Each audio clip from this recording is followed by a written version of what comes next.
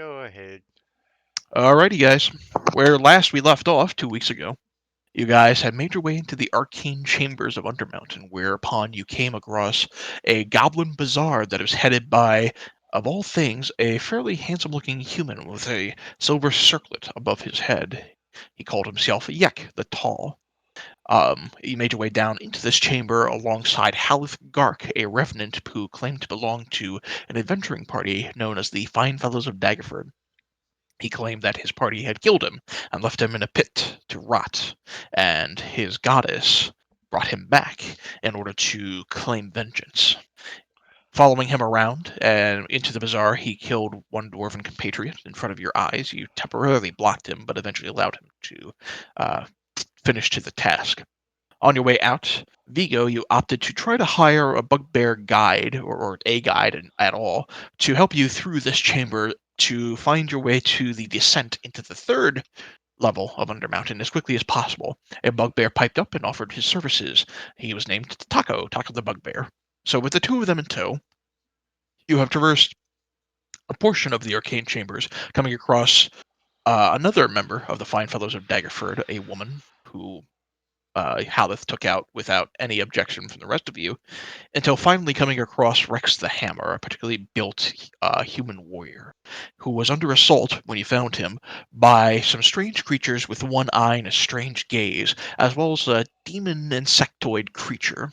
He managed to dispose them, Haleth aiding in this regard, before Haleth turned in an effort to try to strangle the life out of Rex, thereby ending the last of the fine fellows of Daggerford. But you pushed back. You prevented him from doing so, and you ultimately took him down, leaving Rex alive. However, instead of allowing Rex to join the party, you opted to allow him to make his own way out of Undermountain. Upon making your way further south with Taco leading the way, you came across the first of two Xanathar Guild strongholds within Undermountain. This was led by a female berserker named Nadia the Unbent. You found within some hidden secret chambers a few more bugbears that was rifling through some forgotten armor and weapons. One of them happened to be apparently Taco's brother, who they shared some nasty words with and a punch or two, but you ultimately let the bugbears go if they surrendered what they had found and just left. You opted to give Taco the head of Nadia in order to return to Yek under the obligation that he shares the aid that you provided in this particular venture in the hopes of whenever you return to the bazaar, hopefully getting some sort of discount from some of the vendors there. Taco thanked you profusely and warned you about the dangers of level 3, saying, although you were very kind in your payment to him, you could not pay him to follow you down into the middle of a war zone. You have made your way, founding the descent into level 3, but you have also found this dimly lit hallway that leads to two ballistae on the far end, blocking a door, guarding some sort of door on the far end. When sending your Spectre up there, Kay, it was instantaneously obliterated by magical fired bolts that were launched from these ballistae. We left off with you guys debating what to do next.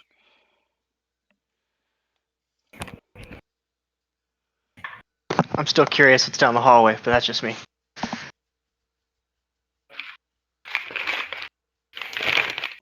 I'm with Kay on that one.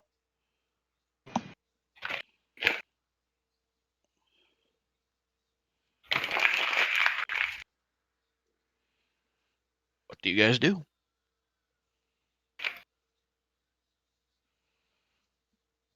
Follow Kay down the hallway. That's what I'm. Drelloff strides forward, the rest of you kind of in the back, debating.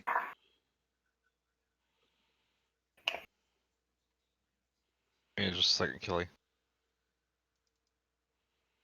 I did all these measurements before we quit last time, so I'm just remember exactly where I need. That's right. Each one of these is 5 feet still. Yep. Okay. um, I will move up with Droloff. Even with Okay. him.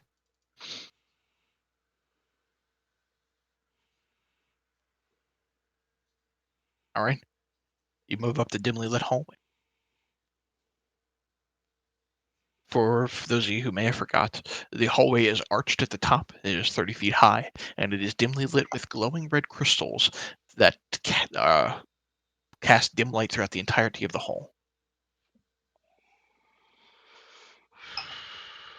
Yeah, are we planning on charging these these ballista? I know somewhat strange me being voice of caution, but big firebolt ballista, maybe not smartest idea. Killy, we Far know be they far be it fired. from me to be the voice of reason in the party. I tend to agree with Orc Man. We know they fired, and does it look like they have reloaded? Can we tell? It looks like they may have, yes. Okay. Question. Answer. Okay.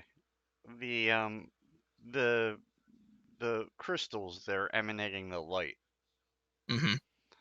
Are they look like they're emplaced on like sconces, or are they just in the wall itself? There are fixtures, carvings inside the wall, and there are red crystals in each individual fixture that kind of dimly lights up the hallway in this red light. Um, And for what it's worth, there's one a step behind you. Do I believe that these ballistas are made of wood? Make a perception check. That would make them witches.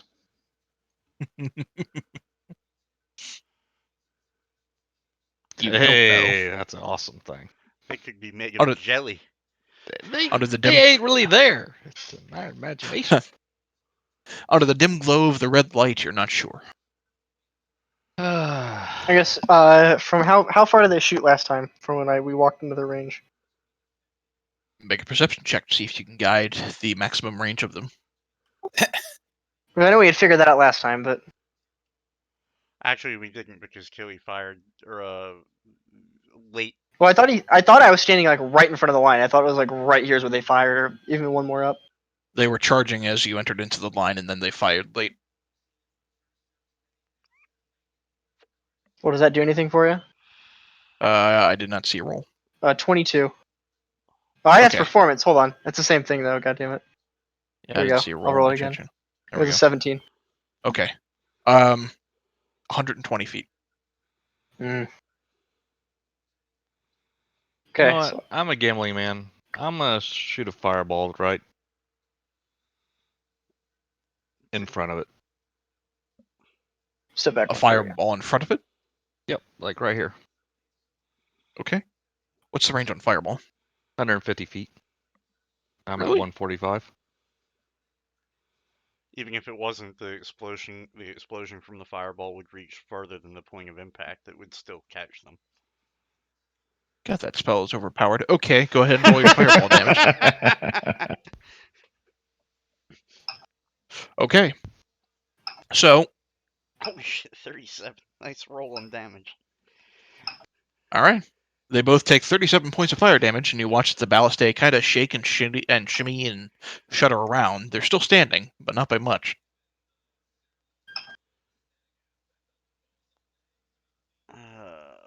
Not by much. Not by much. What the hell? I'll do it again. Do we really need to see what's behind there? Yes. And why is that? All right. So, 11. You know what? I'm going to say this because they don't have much in the way of dexterity as it is anyway. All right. You fire a second fireball off, and you watch as wood and iron splinters off and just creates a mess on the floor. I look at Kay. There you go. Next dog. I'm gonna walk up to the door. Okay. Were they manned like a? Nope. No, they were magical. They were. Oh, Animated ballista. I shall follow Kay. I will open the door. It's your friend turn him to kindling. Okay. Opening the door beyond. You can see.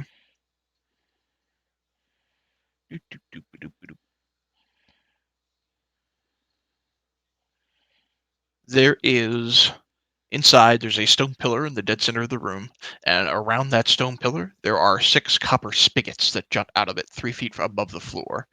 Carved into the wall around you are 20 bas-relief carvings that depict drunken dwarves all in different poses. One hand of every one of these dwarves protrudes from the wall. 3 of these protruding hands are grasping copper tankards. Interesting. Ooh, alcohol from the spigots. And the 3 remaining tankards, for those of you walking in, you can assess that they are worth 5 gold a pop. I take a tankard. I just so give I him the get draw off. alcohol out of the spigot. You do what now? I say we just give him the draw off. He needs more alcohol. I'm gonna take one of them and see if I can fill it up from the wall here within the spigot. Okay. Go ahead and roll a d6 for me. Oh boy. Okay. Shit. As you turn the spigot, there is some green kind of splooch, some green kind of splotch that kind of falls into the copper tankard. And as it kind of comes out at pretty quick pressure. So I will need you to make a dexterity saving throw. That's... Son of a bitch. Okay. You hold your hand out, and this plotch of green slime slaps onto the copper tankard, as well as onto your hand. And it is eating away at both. So, you take 4 points of acid damage. The tankard is going to take enough acid damage that it loses its sheen. It is now worthless. And you find that the green slime around your hand is beginning to eat away at your flesh. Cool. So I need you to decide right now how you're going to deal with it. He stares at it, amazed. He's going to look for an appropriate base, and the creation of dipping it in will create salt. Can I piss on it? You take another 8 points of acid damage. Is it like a jellyfish sting? Green slime. But he said, "Can I piss on it?" You can try. Oh!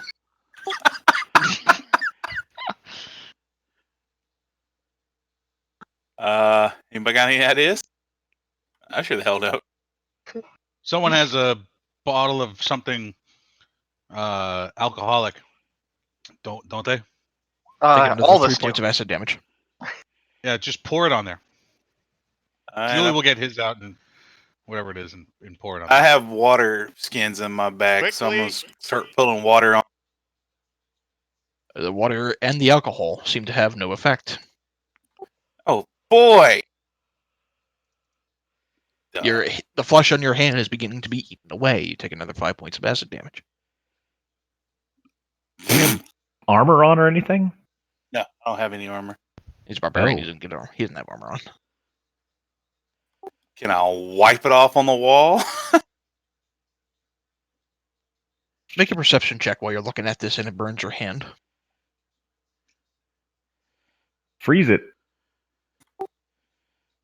So, Vigo, as he suggests that, you realize, that might work. Trevaran, you have any ice magic? Somebody's Have probably you got. see me cast any Antidote. ice magic? Hold Julie on. shoots his wand of pyrotechnics at it. Hold on. on. Oh, God. I step into the room and I say, "Hold out your hand." All right. He unzips his pants. In an attempt to cauterize the wound. Okay. Make a dexterity. Well, let me ask you this: are you willingly standing within the fire breath, or are you trying to dodge it? I was like, dodge it. Okay, make a dexterity saving throw. Oh yeah, that worked well last time. Okay, you take 7 points of fire damage. On the plus side, the slime is burned off. And you see just a little bit of drool start to come out the side of my mouth, like As he smells cooked burnt dwarf. Cooked dwarf. Julie Oh, grumbles. Flambe! You people are weird. Julie grumbles. You people are weird. And goes to open the other door. Okay. As you go up to that door, Julie, you do see that the door has a sign on it that says "Brewers only. Others keep out."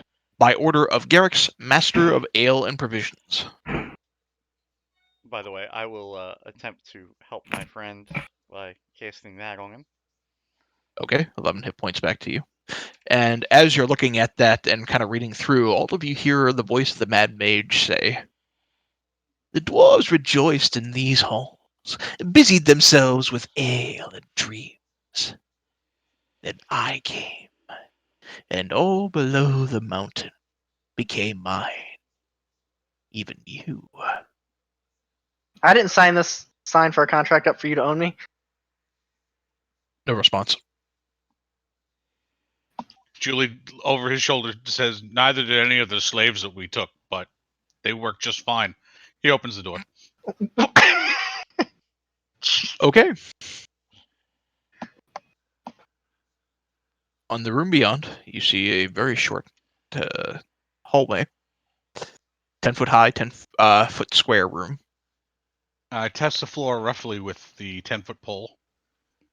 Nothing happens. You do see the same warning in the door on the other side. This one engraved in brass plaque. All right. Try to open. Yeah, we'll try to open it. Why not? Okay. Opening the door comes through just as easily. On the other side, there is a set of double doors in the far end of the chamber, which you can just barely make out. But in the center, in 2 rows of 3, are 6 stone vats. There are actually near the double doors on the other side. There are stacks of old barrels near them. The doors themselves, from what you can make out between the barrels, are painted with the images of 2 dwarves facing each other while standing on sideways barrels. What's in this vat over here? So, opening that vat and trying to kind of peer inside, it looks like, unfortunately, it's empty. No. What about this one to my right? So, for what it's worth, the vats are 10 feet high and 10 feet in diameter, so you have to do a little bit of climbing to actually open them up, but there are copper spigots embedded on the sides. Nope. And there tuck are that again. and there's a narrow stone staircase that curls up the exterior, although it's not really painted very well, on the outer side that actually allows you to kind of open up the different vats. You said there's a stack of barrels over here by the double doors. Mm-hmm. I'll just nudge them with my foot. Do they seem full? They do not. In fact, most of them are in pretty poor condition. I'll try the doors. Okay. So, opening the door beyond, double-sided double doors, you see there is a 10-foot landing that gradually slopes into a hallway that slopes downwards towards the west. Hey, Kelly. All right, we've got. Go ahead. No, I was gonna say while we're like, I'm just gonna like kind of wander around the room. Is there anything anything I can spot in here at all? Make a perception check.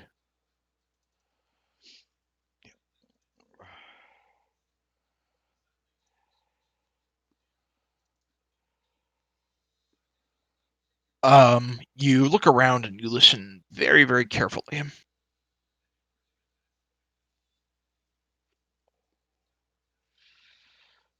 And as you're listening, you do hear what sounds like a faint plopping noise. But I'm going to say with only a 20, you can't discern where it's coming from. Do I assume it's the room though? It's somewhere in the room. While they're getting ready to explore down whatever corridor that is, I'm just going to kind of get as close to the floor and see if I can see anything dripping from each of these. Make another perception check. Okay.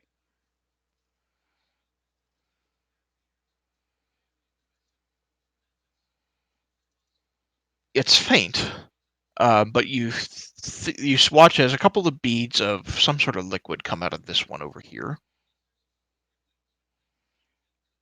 As I get closer, can I discern any, like, what it might be?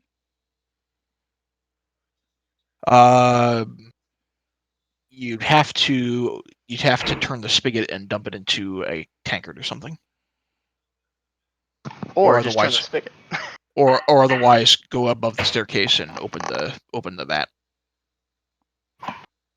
Here's what I'm gonna do. I'm gonna ask Drayla for one of the tankards that he happened to come by a moment ago. I walk over, hand you one. I'm going to Okay. place it on the ground. I'm not going to hold it in my hand because I saw what happened to Drayloff a minute ago. And I'm going to gently reach over and turn the spigot. Okay. Some sort of liquid pours out into the tankard. Does the tankard look like it's melting? No. It smells a little bit though. Give it to the dwarf. Does it smell like alcohol or does it smell like a flammable substance? Well, that could be both, really. But Yep. It you're not sure if it's flammable or not. When you kind of smell it, it smells super fermented. I hand it to Drayloff and I say, "What do you think of this?" I drink. Tastes like dwarven ale. Really fermented bad dwarven ale, but it tastes like dwarven ale.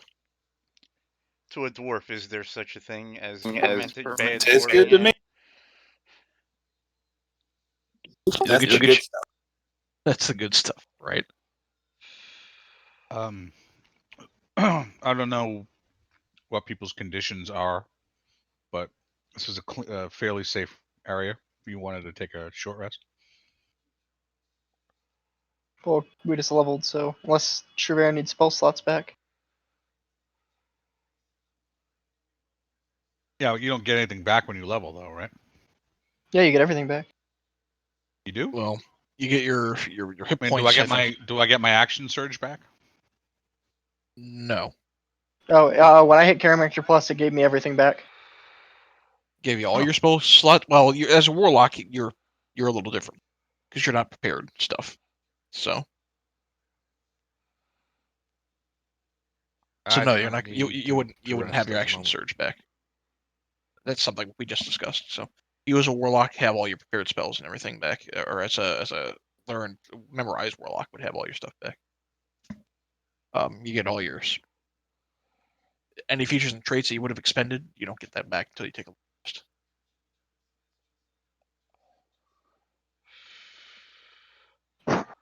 That's up to you guys. I'm game for anything. I mean, I'm good to go if you guys are, so it's up to you guys. All right. No, I I'm didn't know good. if anyone had. I didn't know if anyone had damage or anything like that. But if we're all good, let's just keep. The only damage I'm aware of is Droloff. Walking around with a skeleton hand or whatever. Yeah, because 4 hours is gonna make that hand grow back. Julie, you fall into a pit.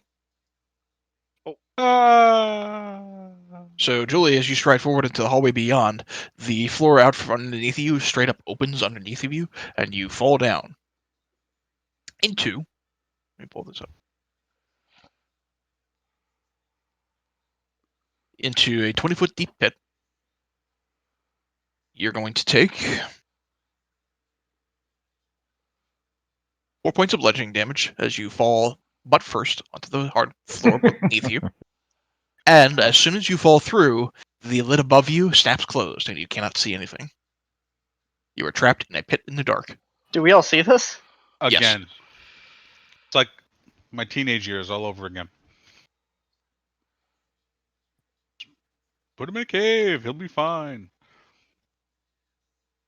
Julie? I take 1 point because of my feet. Yep. And just like, hello. You can Can't hear take him, 10 guys, but I it is can't- quite muted. And because I can't reveal exactly where the pit is with the thingy, I'm just going to draw a shape. There it is. So, is there anything around that looks like a release mechanism or a hinge? Make a perception check. I'll tap around on the bottom of the pit, looking in case there's a secret door out of here. Oh, dang it. Yeah, you can't see a Hit thing. the wrong button. We've, Oh, that was we've before seen I that was- before. No, it was any better. You see where the pit is. You see where the pit was, and you can memorize where it is. But as far as what to do to disable it, or where you can do something to disable it, you don't know. I take my quarterstaff and tap on the door. Dun, dun, dun. Nothing happens. I hit the ground with my warhammer. Okay.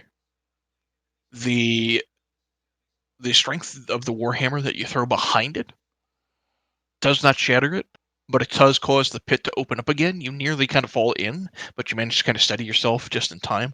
So, Julie, you look above. There's a brief flash of light allowing you to see above, and then the door just immediately slams back shut right away again. I'll light a torch. They could be Can- at it for a while. All right, Treverin, I'm gonna open it again. Get ready to jam your pole in there. That's what she said. She said,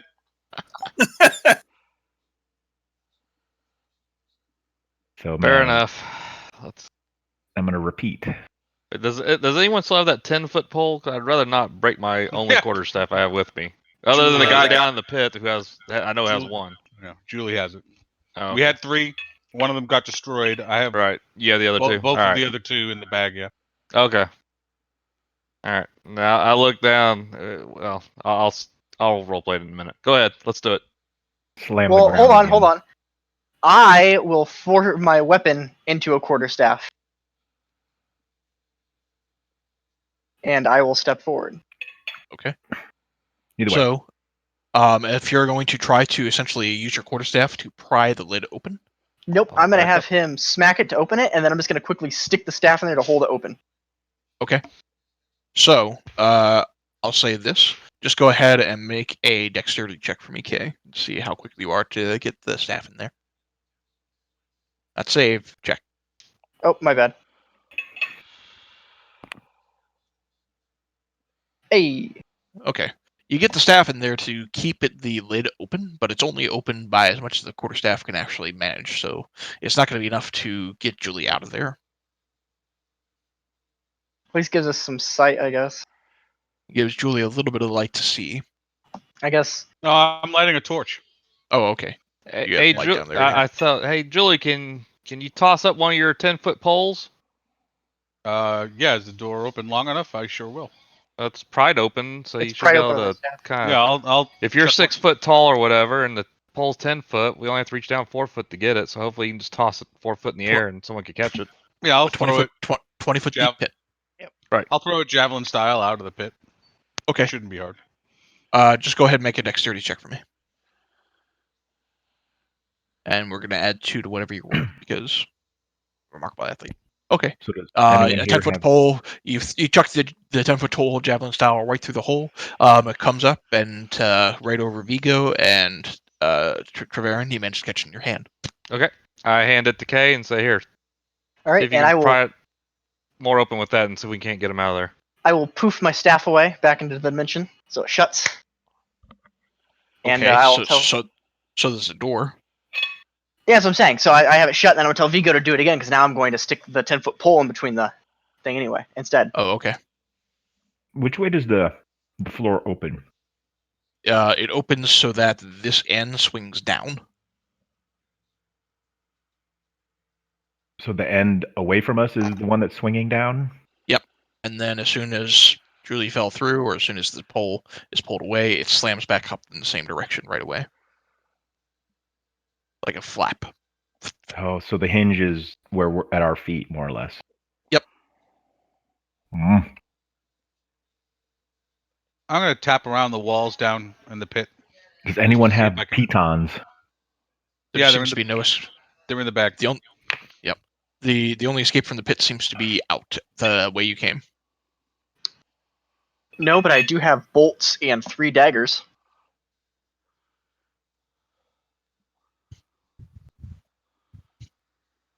And it's 20-foot pit, huh? I have rope. I can toss the rope up to you. You can pull me up.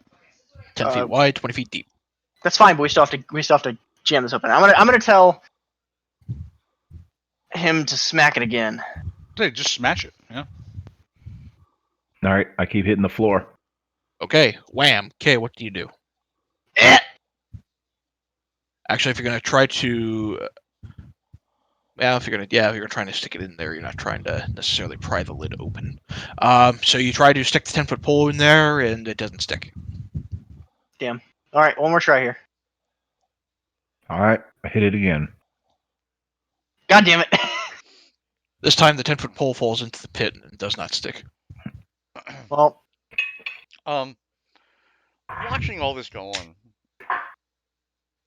Singe looks at the pit, looks back in the other room, looks in the pit, looks back in the other room, and basically thinks to himself, and then says to you guys, "Why can't we just flood it?"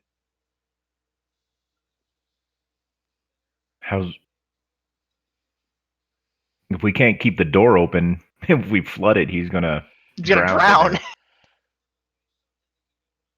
Well, I mean, on the other hand, is he really? I mean, is he that good of a friend to you guys? No, I'm just kidding. I'm just kidding. I'll elbow What's your and one? laugh subtly. or better yet, how many barrels did you say were in this room other than the big kegs? About 30. Why How don't about we we just just- toss them down there? Yeah. And he can make a rudimentary lager.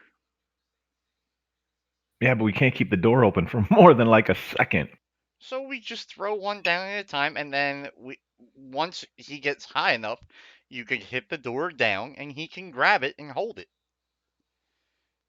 It's obviously it can't hold his weight, so it can't be that strong, or you know what I mean. It triggers off of how heavy he would be. Surely, if he were trying, he could pull it down once you hit it with your hammer. What's the ground beneath his feet like? Beneath his feet. Julie's. Julie, You don't know. You can't see down there. Julie, what's the ground like underneath you? It's very ground like. I don't know. It's ground. For what it's worth, it's stone. All right, I'm literally going to go grab a barrel.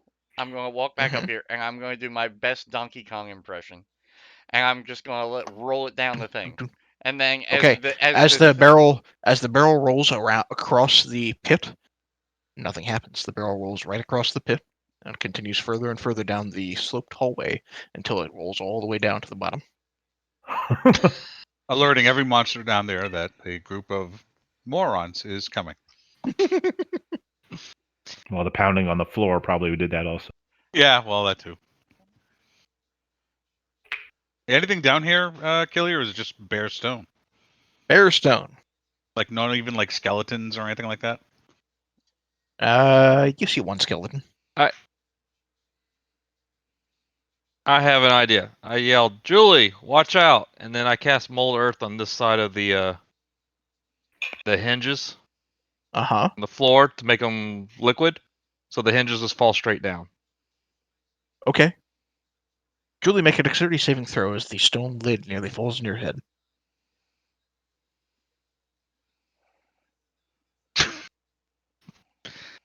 Julie, this heavy stone warned lid ya. falls on your head. You take 10 points of bludgeoning damage, reduced to 7. And you now you have have a mild concussion. That might be an improvement. we'll get you checked for CTE later. All right, now y'all can get them out. Now you can see down there. I'll throw my rope down there. Okay. For ease of access, I'll say, Julie, I'll you climb stumble your way out. And now there's a 10-foot hole there. Is it in this entire square a hole, or is there Yep. area for me to shimmy around it? The entire square there is a hole, and there's not really a way to shimmy around it. It's only 10 feet, right? 10 feet wide, 20 feet deep. How? What is what a person's normal running long jump? Running long jump is based on your strength modifier. Well, Hang on. Now that there's a hole in the floor, now just toss barrels into it till there's no hole. Sure, I'll do what you say. I'll help you, You know start what? rolling barrels in.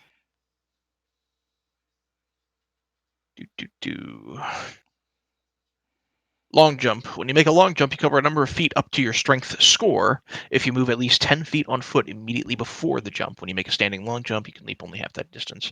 So if everybody's got a Julie strength will score, Julie will run and jump over it like it's Yeah, a you- piece of cake. yeah, the remarkable athletes can jump over that no problem. Like a boss. Like a boss. I look down at my I'll even puny do like legs. I'll even do like a Power Ranger kick when I jump over it. Wah. I All go right. help Singe put barrels in the hole. Yeah, That's what I'm you gonna do. say if they're barrels, they're probably about what 3 to 4 feet tall, right? There are Yeah, 30 thereabouts. barrels in a room. So how many barrels do you think it would take to? If you can find a way to stack them directly on top of one another over a 20-foot deep pit, then it would only take 5. But how are you going to manage to stack them neatly on top of one another down a 20-foot deep pit? It's called my rope. Anybody ever play? Oh, what the hell was it? Oh, God damn it! There was a game I played when I was a little kid where you use what you call it the just stack stuff. Tetris. Well, that too. Okay. I'll say between using a rope, maybe climbing down there or whatever, you're able to take 5 of the 30 barrels and stack them on top of one another. All right. I'm going to start edging my way, but closely looking at the floor before I make a move into the next square. Okay. Go ahead and make a perception check for me then. Except for To be fair, except for Julie already Orkman moved just goes forward. Charge! Vigo, you don't see anything. All right, so I'll move into this one again before I move into the next square.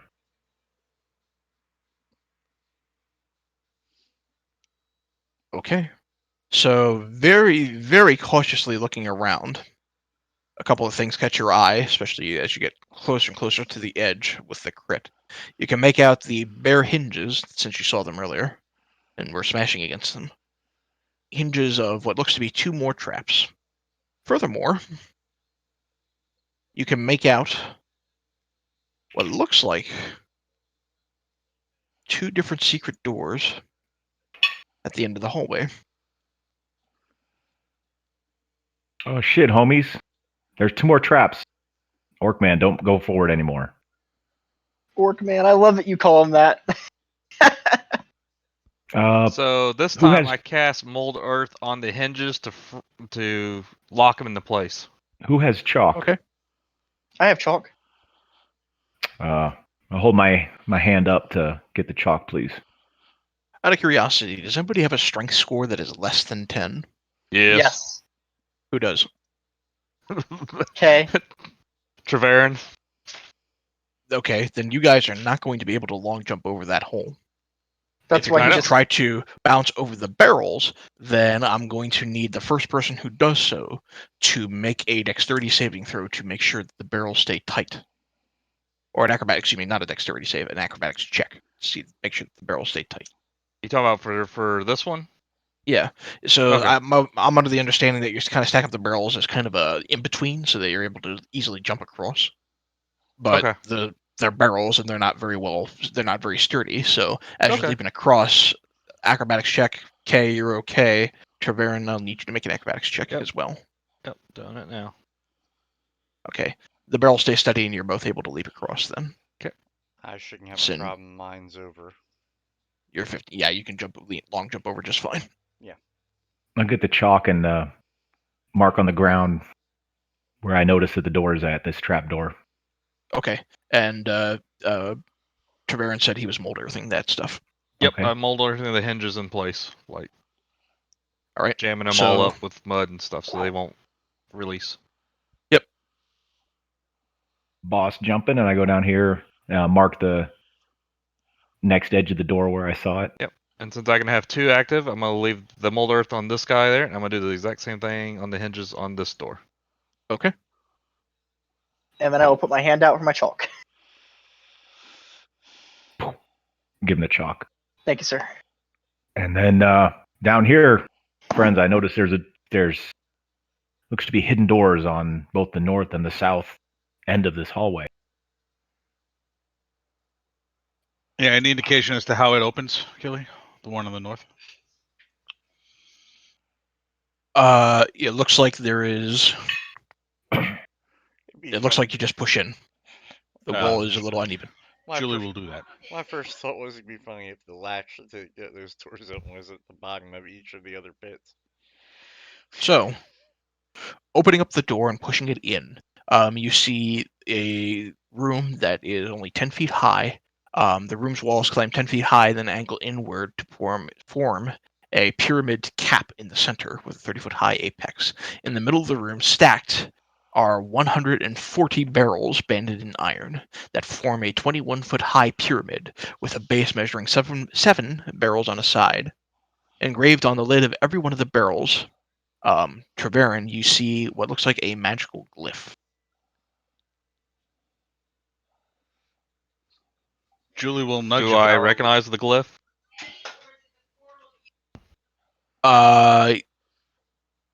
It looks, go ahead and make an Arcana check for me. Okay. Are they full? Are you going to touch one? Yeah, I'll nudge one with my foot. Okay. They seem pretty full and well stacked. So, the glyph, upon looking at it, Treverin, you were studying up on some magical details of different inns and taverns as you were preparing to own this tavern yourself and get it back up to speed. And the glyph seems similar to one you saw that is used to magically preserve the contents of whatever's inside the barrel. Okay. So I'll relay that to the group that's what I believe that is. That Well- it's a preservative.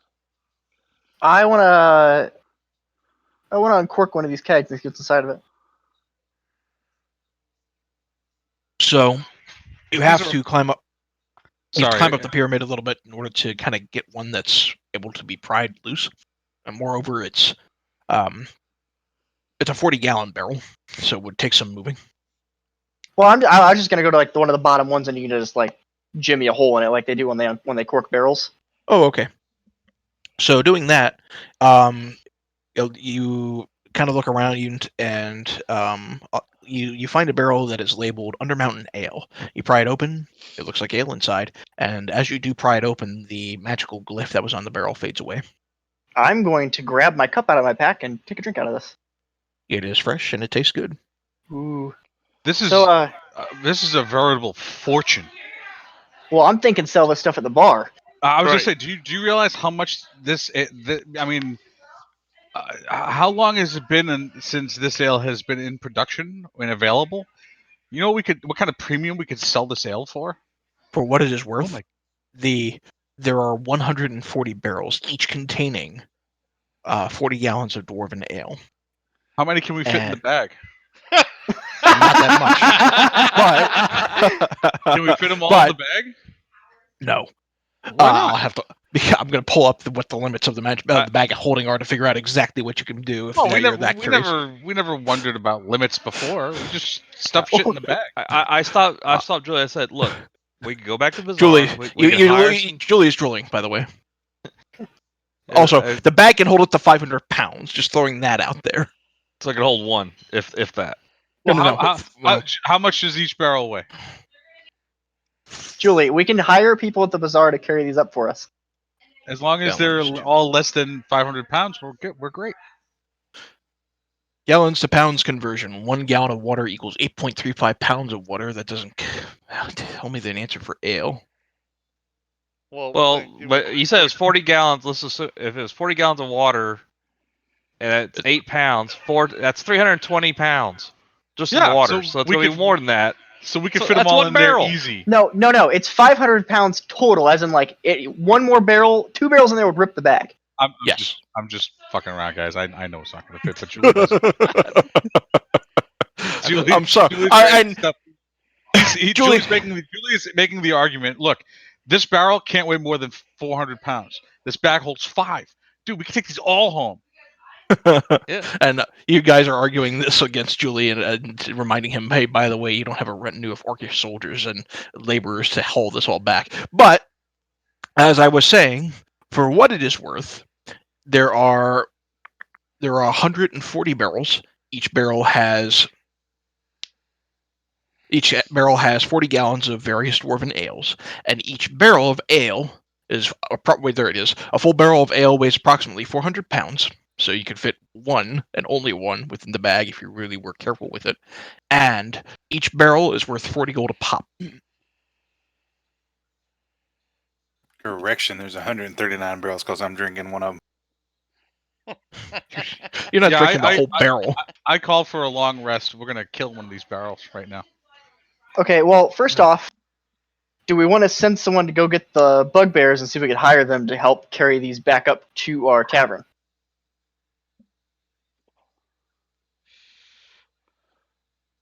I don't have a problem doing that. Say, I don't need a long rest right now, so I'll gladly, make the trek back and back again. So So, Sing, It is. sing- I just did the math. It is 5,600 gold worth of ale. Oh my god, that's Eh, awesome. Well, no, that's what Well, they're not worth. at That's our not at what our you can at our charge prices. for them. Yeah, at our prices, it's 12 G's easy. Singe, Good God. Singe looks at Vigo and he goes, "So, been away from home long?" Yes, I'm wondering. I'm listening to this and wondering what our whole mission in coming down here was for. Julie sticks his head out the secret door to you guys and says, "Hey guys, we're taking a long break," and goes right back inside. Singe looks Julian, at, by the way, Julian, and I assume Julian Dreloff at this point are basically swarming over the ale that just got popped open by Kay and are just sticking their tankards in there and having a time. Yeah, Uh-huh. Julie's lying on his back, just letting it shoot into, he's catching Don't it finish while it that. comes I look at Vigo. Yeah, I had to quickly reword how I was phrasing that. shooting at him. I look at Vigo and I go, "Well, I haven't been with them long, but I've found out that there are missions and then there are missions." From what I hear, their primary mission seems to be a mission of greed. I open the door back up. Say, we own a tavern. This is free supply, and I close the door back. Go back to our discussion. You close the secret door in their faces while all of the rest of you are in there. Hey, Kelly. While they're what do you call it over the beer, does this bottom door seem to open? Yes, shall we open Yep. it? Singe? Same way. All right, I'm gonna push that door open, and I'm going to say to Vigo, I'm going to be like, "Let's look in this door. Let's look in here." Do I hear Right. the door open? Not with that one closed. So Okay. opening that door, this room is practically identical to the one you just opened to the north, except that the pyramid of barrels has collapsed. So most of them are smashed on the floor. However, there are 59 of them that do remain intact with their ale preserved. Hmm. Kelly, is there anything else in this room? Aside from what looks like barrels of ale, nothing that stands out to you. Okay. I'll ask Treverin if he wants to make Nothing the in trek to here. hire some people with us. I say to Vigo, I say, perhaps we should tell them that this room is full of empty barrels. Yes.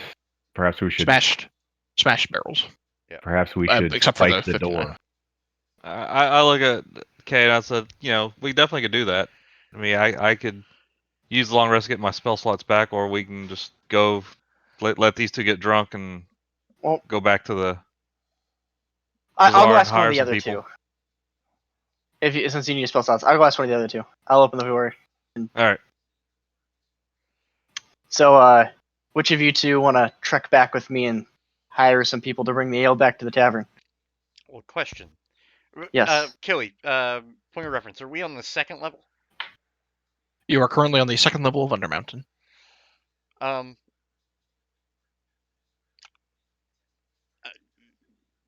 being a somewhat intelligent creature, I say, do you think that the orcs, not orcs, the bugbears will be able to get this all the way up to the first level? I mean, they've survived here for how long? Yeah, but we only saw them really on the second level here. We didn't see very many of them on the first level to begin with. There must be a reason why they don't venture there. Well, either way, we did just murder everything on the way down here. So hopefully they have a clean way up. I will walk back with you if you guys can figure out how to, maybe get these doors from, to get from remaining molded earth to see if we could get them to stay shut. And then Well, can I jam some daggers into them? Into the secret doors. No, into the trapdoors, so if the Oh. mold earth runs off, they don't jimmy open. You can certainly try. well, Yeah, my thought would be that that's a lot of weight that's got to travel over 2 doors. But I would say if you're going to try to pry it open, or to pry it shut, I should say, with the knives, just make a dexterity check for me. Okay, I'll say with that 22, you can take 2 daggers and jam both of them shut. Deal. All right, I'll walk back with you. You want to shimmy us on over there, Killy, because we can see the map. I have no idea where the other rooms are with this lighting on, so I don't either. Where are you trying to go? Back to the bugbears. Okay, Their it's little gonna take- bazaar. Okay. Wait, it's- before you go, Julie will reach into the bag and pull out the ornate battle axe that we found. That's worth 250 gold. Maybe you can, because obviously they're going to require payment. Might as well use what we have. Sure, I'll snag it and carry it on the back. So, all right. Okay. Are you two going together and leaving the rest of the party back here, or what are you doing? Yeah. He asked me to go with him. I'll go with him. We're gonna travel back to the bazaar just on foot, us two, while they stay back to watch the ale. Okay, send roll a d20 for me. Sure. I'll follow the dragon. He seems to be the Okay. only one. All right, the other 3 of you stay behind. because they're Okay. drunk, someone's got to watch them. Otherwise, they'll Enough. drink all of our beer before they get back. All right. Yeah, I'm just going to take a rest and drink. Hang on a sec.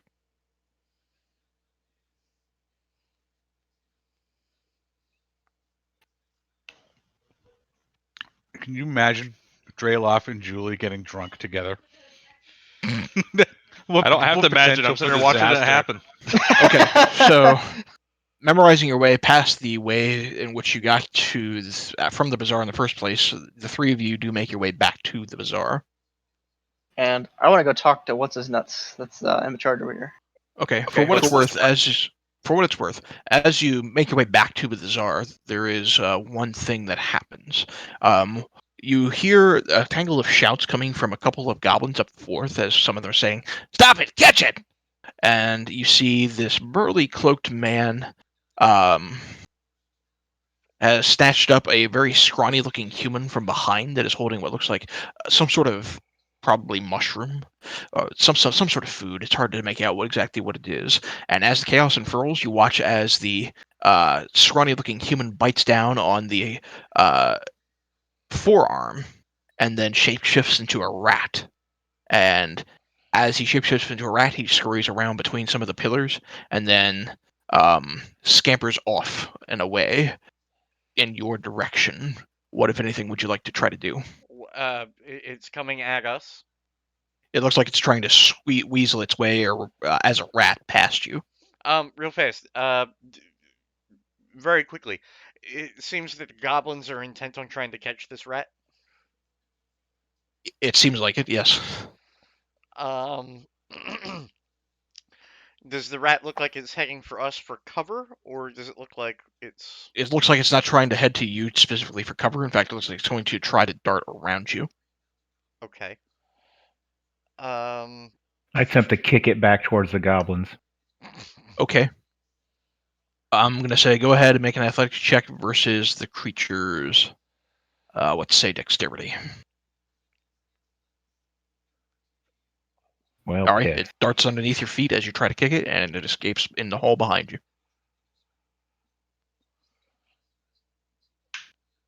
I assume the goblins are running forward, like still trying to catch it.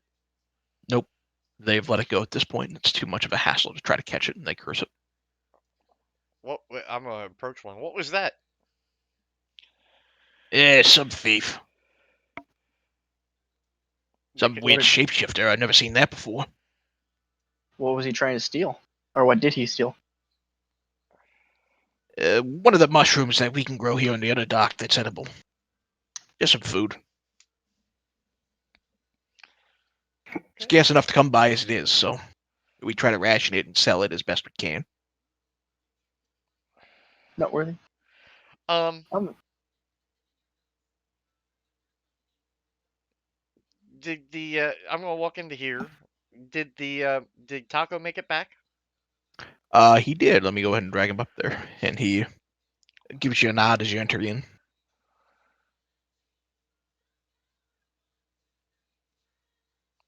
And the human, Yek, says, looks over in your direction, beckons you forward, and he says, "My guard here has told me all of what you have done to eliminate the first of the Xanathar Guild outposts, and for that we are very grateful."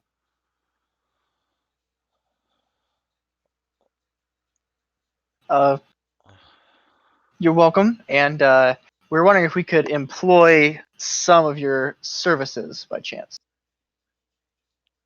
What kind of service?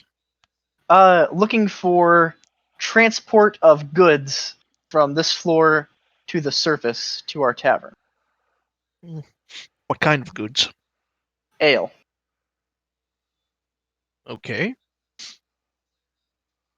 We may have found ale and are looking to transport it to our tavern we currently own in Waterdeep.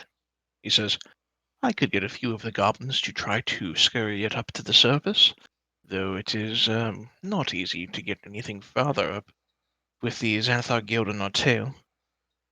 How much ale are you looking to transport?"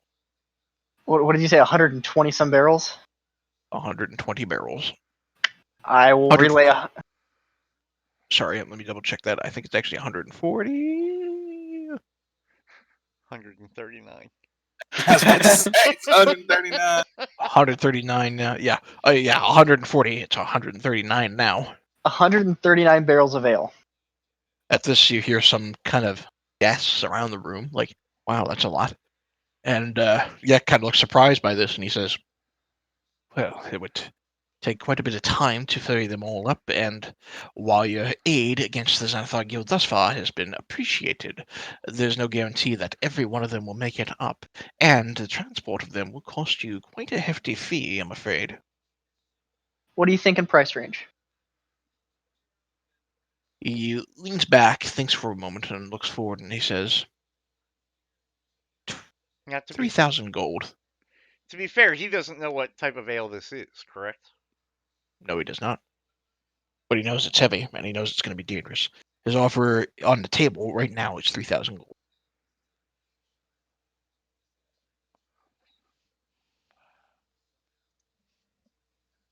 I'll turn back and kind of get Singe's opinion on it.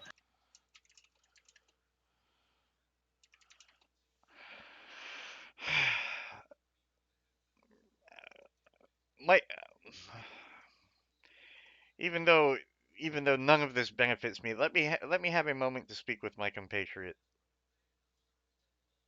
By Or all means. compatriots. I'm gonna walk over here and I'm going to uh, actually stay to Vigo and Kay. Well, that seems like a hefty sum. Um, I I hold no skin in this game. I'm not part of the bar owner, but I since we've walked down since bar ownership, but since we've walked down here, I have felt bad that we've just let the Xanathar Guild kind of do whatever they want. It was only by chance that we took out the one set. Ask him if that would affect the price. I'll approach him again. So, what if we were to alleviate said Xanathar presence? Would that change anything price range wise for you? He nods and says, with the last outpost going in this sector, it would certainly make transportation of your goods that much easier. Manage this, and I could drop the price down to, let's say, $22.50.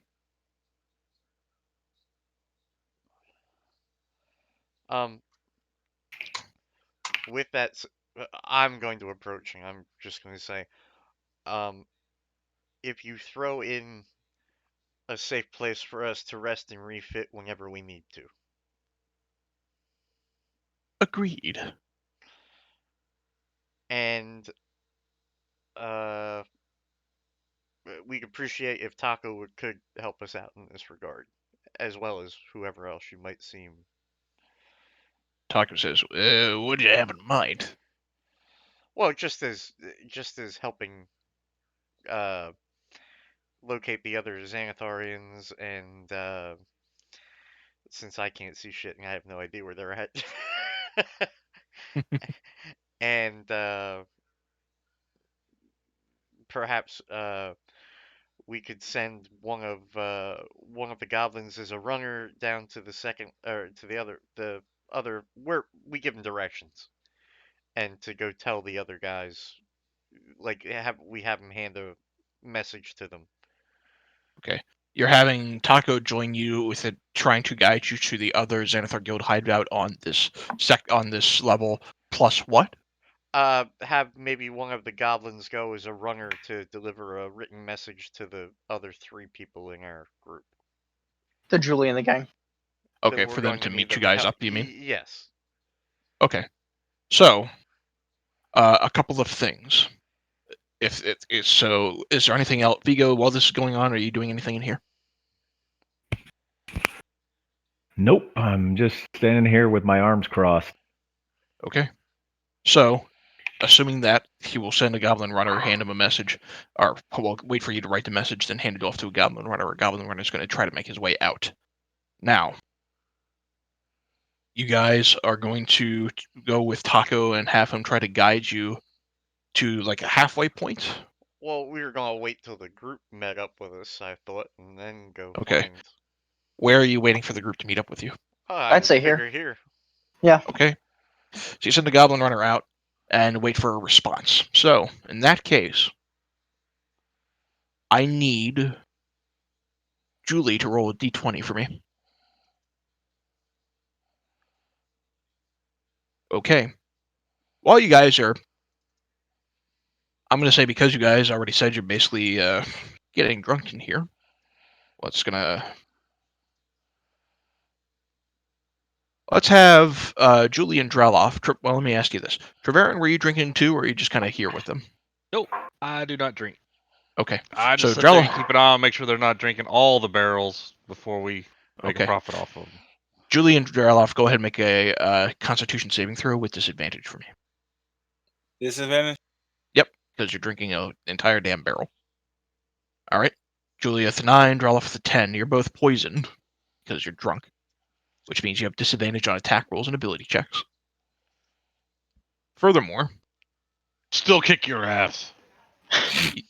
you say this to one another. The 3 of you hear a voice, the voice of the Mad Mage above you, say, well, the party is split, and they sit on a veritable treasure mine of barrels of ale, kept conjured by the dwarven alesmiths of old. It'd be a real shame if something would have run in there and just run around and muck things up, wouldn't it? You see a dimensional portal open up, and jumping out of it are 2 rampaging owlbears that land across the barrels, spilling some of them. I need the 3 of you to roll initiative.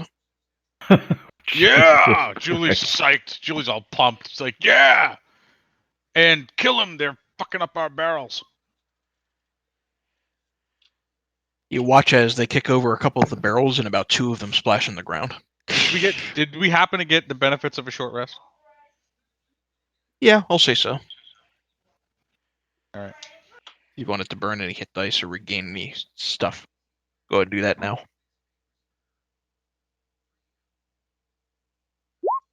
Alrighty. So, I am missing initiative from someone. Julie didn't add your token in there. I'll go ahead and do that now. Oh, I Mr. must 20 have not clicked my thing. I was so All excited.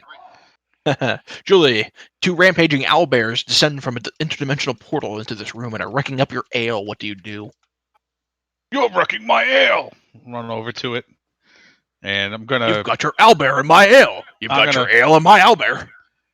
give out a big orc battle cry, shout.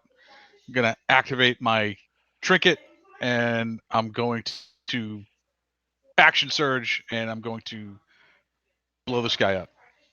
Okay, so because you're poisoned, all those attacks with the trinket active, they're just going to be normal attacks. Yes. Yes, understood. 13 hits, 13 hits, 14 hits, 15 hits. All right, 11, 10, 13, and 16.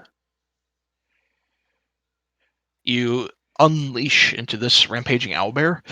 It's still standing. Bits of blood begin to intermix with the ale that now spills across the floor. And the pyramid is a little unsteady. Julie just shouts at it while he's hacking at it. Okay. Next are the owlbears,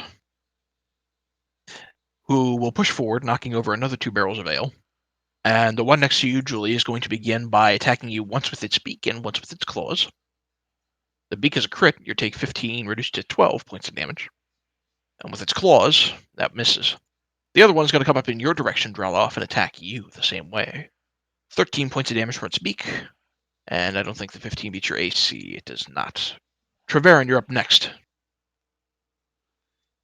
All right. There are 135 barrels left standing. Yeah. Okay. Well, you know what? Why not see what this does? Let me just check my measurement here. 30-foot radius sphere. Can I just say right now, I am very thoroughly amused. Oh yeah. If I'm gonna do nothing else, it's to make you amused in all of this.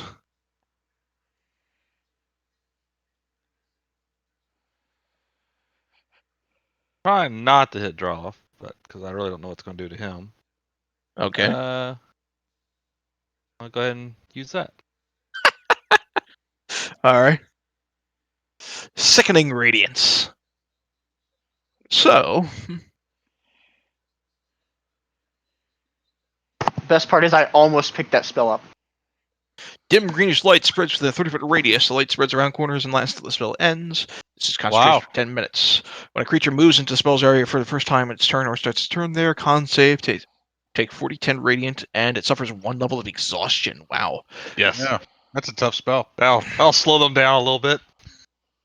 The light and any level of exhaustion caused by the spell do go away when the spell ends, but still, that's interesting. All right, so this dim, sickening green light emanates from a point in the center, and I am going to say, unfortunately, that it's going to be just wide enough that it's going to clip Draloff. That's fine. So, Draloff, I need you to make a Constitution saving throw for me, please. With, I believe it's still this. Nope, it's not disadvantage, but you rolled 13 to begin with, so I'm going to say you are going to fail it. So we'll count that 12 points of radiant damage onto you, Draloff, and you have 1 level of exhaustion. What do I do with the exhaustion? Exhaustion means you have disadvantage on all ability checks. Which actually, at this point, because we're drunk, You already have. isn't? You already have. Yeah, we already have it, so it's really no effect. Yeah. That's awesome.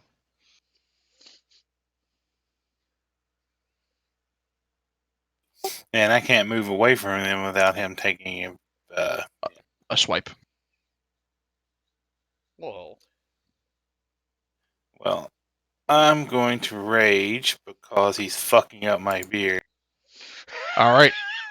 The mighty dwarven barbarian rages against the smashed beer. If it makes you feel any better, I expected nothing less coming from you. Yeah, let it out, little buddy. And I'm gonna By the way, it sounds like reckless let attack. it out, little buddy. I'm gonna reckless attack, which should take me to normal. Correct. Since it's okay. And I'm going to smack.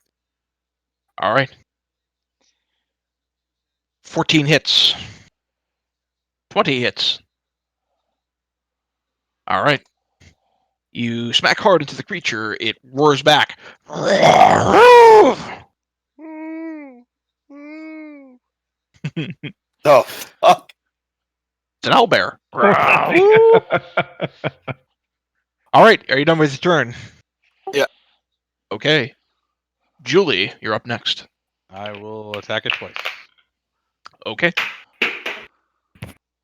11 and 10 both miss.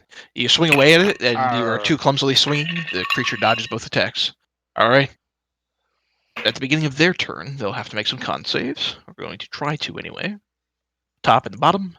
Those are both going to succeed against that. So they're not even taking half damage with that spell, if I recall correctly. Doesn't look like it. I think they just flat out ignore the damage.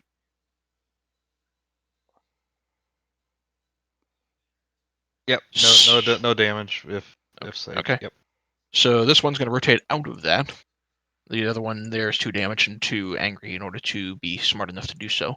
So the one against Julie is going to begin by attacking beak and claw. That's crit miss with the beak. Those claws are certainly going to hit for 11 points total. Finally, the owlbear beneath, as it rotates out of the green sickly light, is going to attack Draloff with advantage because you were recklessly attacking. 11 points of damage reduced to 5 because you're raging. And 9 reduced to 4 because you're raging. Treverin, you're up next. You're still focusing on the sickening radiance. Yep. I am going to. This is the one that's pretty hurt, right? Yep. Okay. I think pretty hurt is a what do you call it And when referring I to forgot to an add, by the owlbear. way, 2 more barrels get destroyed as they're rampaging around. Actually, do they? They moved away from the. He moved through a couple of them. The other one didn't move. They're really just Okay. kind of thrashing about. Okay. All right.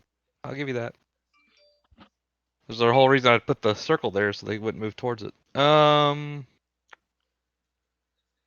I'm gonna go ahead and do this. Magic missile on this guy right here. Okay. He is nearly at the edge of death, but the level 1 magic missile was not quite enough to take him out. Okay. And then as a bonus action, I am going to face step to over here. Okay. Face step right And behind the other one. Yep. And since I am in winter, Wisdom save or be frightened. no, yeah, the first one. Since it's before I move. Actually, is it that one or is it the? Hold on, let me just make sure. One creature you choose you can see within 5 Yeah, feet. before you teleport, so it's this one that actually gets it. Okay, well, he rolled a 20, so. Okay. All right. Alrighty. Droloff. You need to make a con save because you're still in this sickening radiance. Alright, you're fine. What do you do? Attack recklessly. The one below me. Okay, go for it. 21 hits, 10 does not. Alright. It takes 1 nasty hit. These 2 creatures are looking kind of bad off, but they are still standing and they are still very much rampaging. Top of the round, Julie, you're up. See if I can finish this guy off.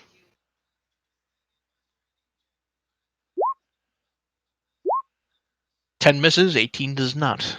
Yes. Alrighty. So, with one big swing of the greatsword in a drunken state, the creature is trying to shift around some of the sickening green tendrils that are wrapped around it, and as it shifts, trying to dodge the worst of it and not get overwhelmed, it fails to notice you swing your sword in a wide cleave, so much so that you just cut deep into the creature's skin, and it falls in front of you. Yeah. To make my move over here. Okay. The remaining owlbear goes next. You watch as one more barrel gets kicked off. You lose yet another one, taking you down to 134 left standing. And one level of the pyramid is looking very, very loose. The owlbear is then going to... Let's see, who damaged it last? Me. Yep, it's going to attack you. And with advantage, because you're reckless. All right, 8 points reduced to 4. And 16 reduced to 8. Trevarin, you're up next. Okay. And I did that on purpose so I could actually use this spell since I haven't had it in a while. Well, I am going to cast that. Okay. Creating the sweeping circle of blades, this creature jumps over it. All right. Doing really well in the checks, I'm afraid. Yeah. Well, my rolls have been pretty crappy other than the fireballs all night. Anyway. All right. Anything else for your turn? Nah. Okay. Draw off. You need to make a con save because you're still in the sickening radiance. Ah, You're fine. What do you do? reckless Carter. Okay. 23 hits, 27 hits. Alrighty. Taking down your weapon as hard as you can into the front of this creature, you split the head nearly in two, and it falls in front of you. You're out of combat. I assume you're going to end the sickening radiance, and Draloff is going to lose his exhaustion. Yes. Yeah. Julie slaps him on the back. Says, "We kicked ass." And then turn around and Julie's punch him gonna- in the face. You punch Julie in the face? Yeah. Okay. Julie just takes it. He's like, "Yeah." Okay, take a point of bludgeoning damage. Well, reduced by 3. But anyway, I gonna cut the head off of the owlbear that Julie slayed, Okay. and then I'm gonna set about just with his hand axe, like getting all the flesh off it. I'm gonna drink out of his skull. Okay. I yell at Julie, can you hold off on that and come help us stabilize these barrels before you make us lose more? While this is going on. How am I making? Oh, never mind. All right. Okay. While this is going Julia. on, you guys in the bazaar wait and wait and wait and wait. Nothing. You wait for the better part of maybe an hour and a half, 2 hours. Nothing. Has the message even got to them? You don't know. Well, then I'm just gonna keep waiting. Okay. So that's the attitude for the other two of you? Well, How long do we wait here? While they're figuring out what they're going to do here, I'm ordering Julie and Draloff to stop drinking and help us get the barrels out of the pyramid and stack them so they don't fall over anymore. Okay. How do you two respond? Okay. Okay.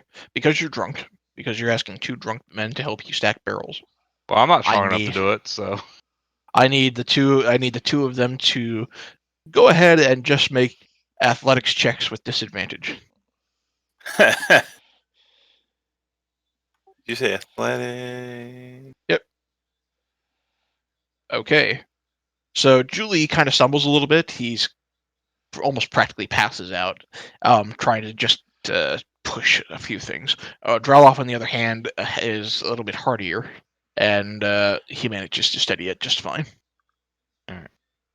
But, Then I'm gonna go back over and go back in the trance to try to rest. Okay, you're trying to do hold long rest dealy? I'm trying to get as much rest as I can. So if I can get 4 hours, I don't, for me a long rest, yes. Okay. Draloff and Julie, what are you doing while he does this? Making a cup out of the owlbear's skull, and then continuing to drink and rest. Okay. So I'm going to say you eventually drink so much that you pass out then. Draloff, what about you? Apparently, I'm passed out. Okay. So the three of you are essentially passed out in the other room. You guys up north? You guys wait another hour? Nothing. I'm going to turn to Kay and be like, "Is this not? Obviously, this message has not gotten through. Do you think, by any chance, your patron could help you in this regard? For I all we tried know, this while with. we've been here, our friends could be in danger down there. Well, I've tried to have other people hear her voice before, and that's way harder than you think it is. But I can always give it a shot, I suppose. Okay, what do you try to do? I'm going to find a spot as far away from people as possible, I guess, but still like in this bazaar. I don't know if there's any spot like that. It's like, kind of like secluded, but still within the bazaar. Okay. The most secluded place you are kind of directed to is probably going to be, if you ask around. Let's see.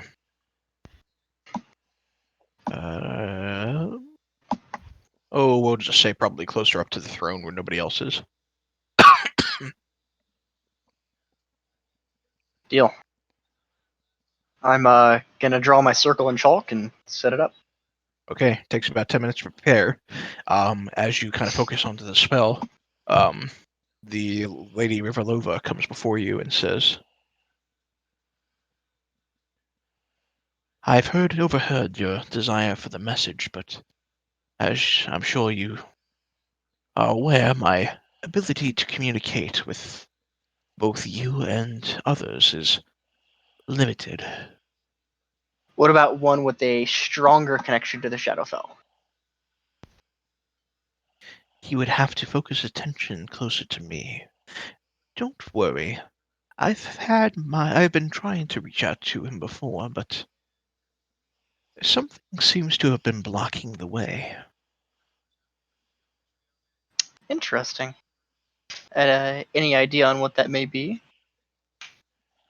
There are many forces at play within the depths of the Shadowfell. I'm working on finding out a solution, but it remains a mystery for now. Let me know if you find anything, and I will do my best to break down that wall. As ever, your efforts in my name are appreciated. And I appreciate you and your information you've given me. I will relay my information to my compatriots. Okay. He And shares I with you will. that she is unable to easily deliver a message and that she is being blocked from reaching out to Treverin. Real fast, guys. I gotta go just check on the dog and Sure. whatnot. If you decide to go back, we can go back. I would say leave Taco here because he's our guide to the other spot. If we get into a fight, Spirit Guardians and heal whoever needs to be healed. I'll be right back. Deal. Okay.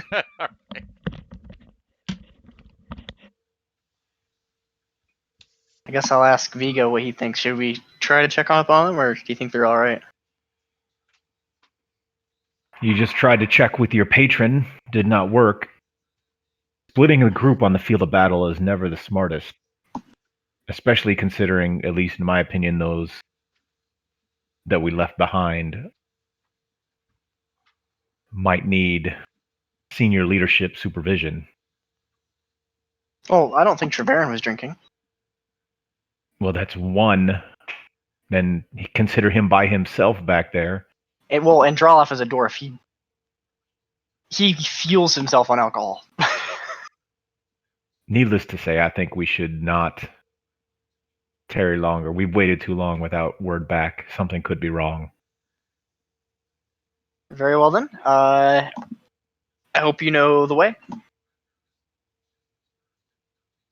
Okay, you guys begin to make your way back? Yes. Yes. Okay. So, you begin to make the way back following the route you've memorized, and you get to about here when hanging from a rope in the middle of the hallway, tied to what looks like a python that has been jammed into the stone above, you see what looks like the goblin runner that had been sent off hanging from the rope.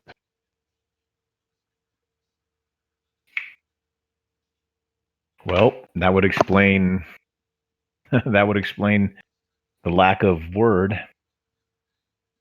Well, I suppose we'll go let them know ourselves. I'll look at the goblin. Is there? He's just a goblin. Nothing. What does he look like? How'd he die? Make a medicine check. Oh shit.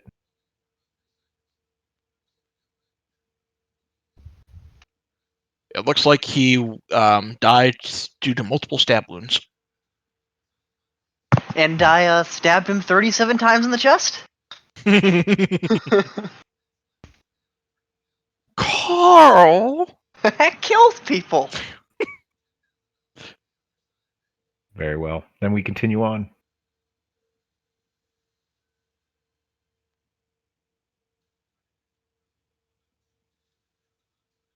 You guys continue on? Yes. Yes. What's your marching order? I imagine me and Vigo, and then I Singe behind prefer us. me in the front, Singe in the middle, and in the back. Is that Okay. the preference, Kay, or would you prefer to be closer? That's fine. Okay. I'll leave them behind. All right. So, as you guys begin to pass around the creature, Kay, you feel a sharp pain in your back as two short swords come right into it, or attempt to come right into it. I want to see that hit. Fucker. Oh yeah, that'll hit. That sucks. One That of one them will will not. miss. So, because you are surprised, the attack is actually a crit. Because he has assassinate. And he's going to add sneak attack damage on top of that. As you feel the sharp blade in your back, you hear as a goblin voice whispers, Xanathar sends through gods. So, if the 23 hits, you're going to take... I'm going to reroll this damage as a crit. In fact, let's just do this here because I did this on a... Here. D6 plus 3.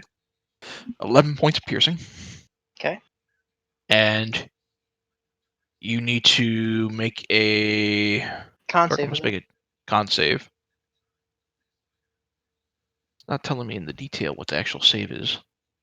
If it's a typical poison, it's typically 14 or 15, if I remember correctly. What type of poison is it?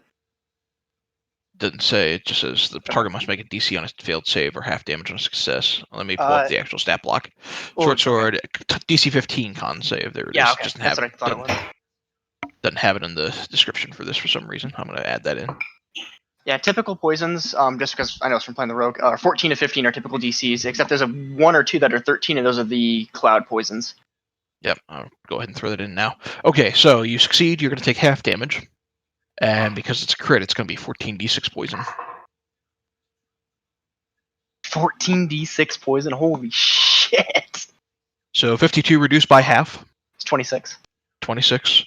And because it's a sneak attack, he's adding another, and if it's a crit, it's another 8d6 on top of that. So you're taking another 22 points of damage on top of all of that. Oh, I barely fucking survived this. And I need everybody to roll initiative. Everybody, the three of you anyway. I'm still standing. How in the one world? hit point. Oh, I was going, maybe I should burn shield. I was like, nah, he got the advantage. He got sneak attack on me. I shouldn't burn shield. I was like, I'll just let him hit me. Oh, I'm gonna fucking hit him real hard now. I don't much care about that. So, the assassin goes first. It no longer has that sneak attack bonus, and obviously it no longer has the assassinate bonus, but it is going to attack you with the short sword, with one attack with the short sword. Both of them are poisoned. Didn't mean to do that with advantage. We'll count the first roll of a 24. Nah. You shield up to a 25. It is understandably annoyed by that and is going to attempt to a second strike. Obviously going to miss. Vigo, you're up. Oh, we hear that the commotion back there. You hear me youch in pain. Okay, ouch. I turn around. You hear the goblin assassin, even despite the look of the token, say, Xanathar sends its regards. Okay. I turn around, go back, and say, prepare to dive. All right. And attack twice. You ought to work on your battle cry. I know. All right, you say I know, and then smash him over the head with the 22 to hit. All right, it bludgeons him a little bit. He staggers. So you come in with a 14, and he parries that one. All right. All right, done for your turn. Yes. Okay, you're up. And you said it's a goblin? It is a goblin. All right, well, got to try this out sometime, so what better time than now? Okay. So, DC is 16. Damn. Oh, I need to turn on the spell wording. I think it's half damage then. I think you might be right, but let's check. Yeah, half as much damage on a failed save. Or on a successful save, I mean. All right, so he takes 15 necrotic. Still standing, though. Singe. Kent, are you back? Nope, but Okay. he's going to heal. He's Yes, going to he heal is. K. So I'm going to then have him healing word you at level. Well, no, he's right next to you. This is just cure wounds at level 3.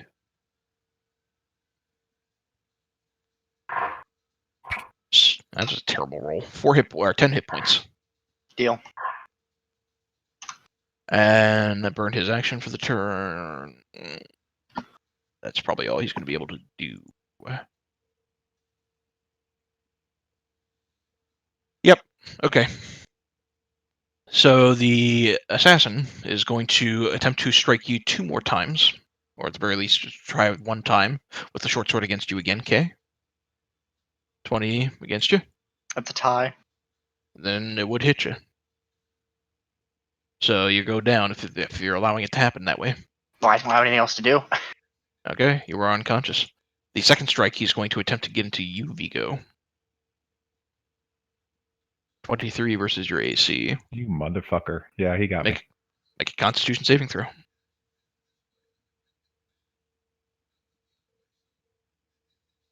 You're going to take the full damage. 34 points. He is then going to disengage as a bonus action and back up it further into the hallway. Vigo, you're up next.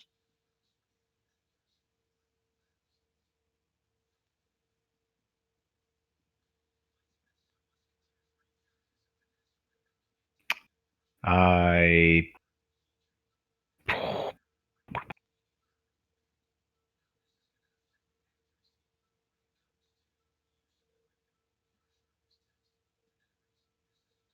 going to charge forward, Okay.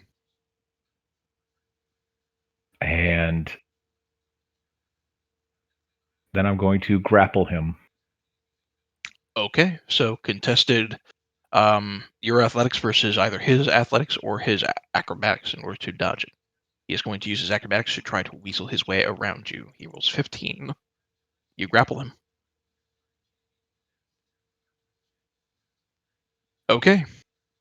That it for your turn? And then, let's see, how much was that? How much movement was that? That was 25. And then I'll start dragging him back. I don't think I have any movement left, though. You have 30 speed as a halfling. Yeah, but I think when you're dragging somebody, it's like double the movement or something, so I only have 5 feet left. Yeah, you're not going to be able to really drag him this turn. His grappling is going to be about all you can do. Okay. Okay, make a death saving throw for me. 1 failure, not that it matters, I think. Kent back. All right. In that case, I am as Kent. Let's see.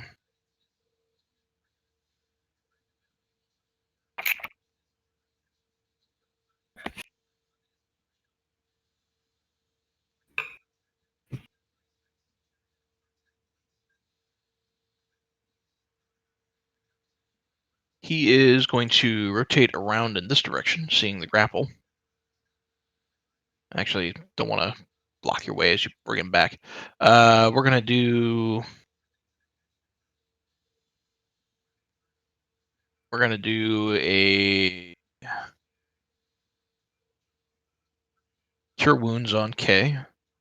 This one at level 2 for 15 hit points, about as good as the third level one. And then just gonna ready his shield. All right. The assassin is going to attempt to break free. This is going to be contested. This is going to be a contested athletics check. He only rolls a 3. Go ahead and make your athletics check. Something tells me you're going to break it. Okay. Vigo, you're up next.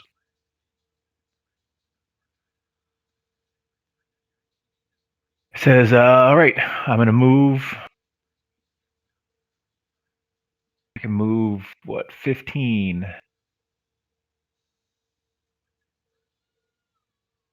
So I move and drag him back with me. Okay. So you drag him back further down the hallway. He's trying to desperately escape from your grasp. Surprised at how strong you are. Anything else for your turn? No, that's it. Okay. Okay, you're up next. Oh, well. I suppose I will stand.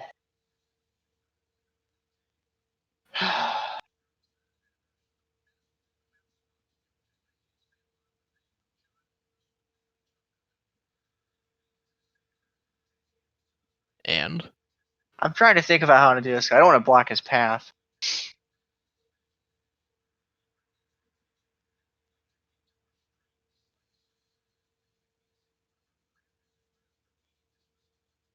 Oh, screw it. I really don't like the way he did that to me. I'm going to give him a Hexblade's Curse. okay. And then I'm going to turn my weapon to a scythe, stand behind Vigo, and bring my scythe around to his throat and try to kill him. Okay. 10-foot reach. Go for it. 24 certainly hits.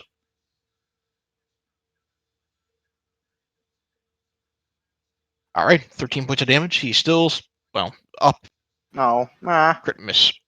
damn. Okay. And then that's my turn. All right. You nearly cleave off Vigo's head. If he were a head taller, you might have. But he's I a mean, the halfling. goblin and me are like the same height. We're both like 3 feet. Well, crit miss. What are you going to do? All right. Kent, back yet? I don't believe so. All right. Not yet. So he said Spirit Guardians, so we're going to cast the Spirit Guardians. Which he didn't pick this, haven't prepared here. 1, 2, 5, 6, 7, whatever. All right. Spirit Guardians.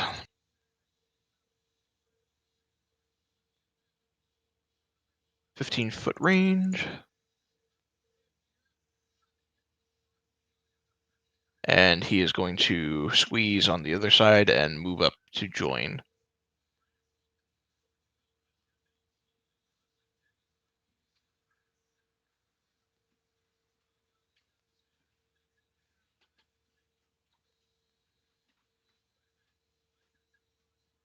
One action. I don't know why it didn't say that in the description there. Okay, so that was his action for the turn. He's already cast a spell. That's all he's going to do. All right. The creature's going to go next because he's starting his turn within the Spirit Guardians. Wisdom save. If he fails, he'll take the 5 points of radiant damage. And then he is going to attempt to break free once again. Another athletics check comparison. 19 versus whatever you roll, Vigo. All right, this time he breaks free of the grapple. He is going to disengage as a bonus action and move. Right. Around the corner. Just around the corner, but you can still kind of see him. Vigo, you're up next. Oh, hell no.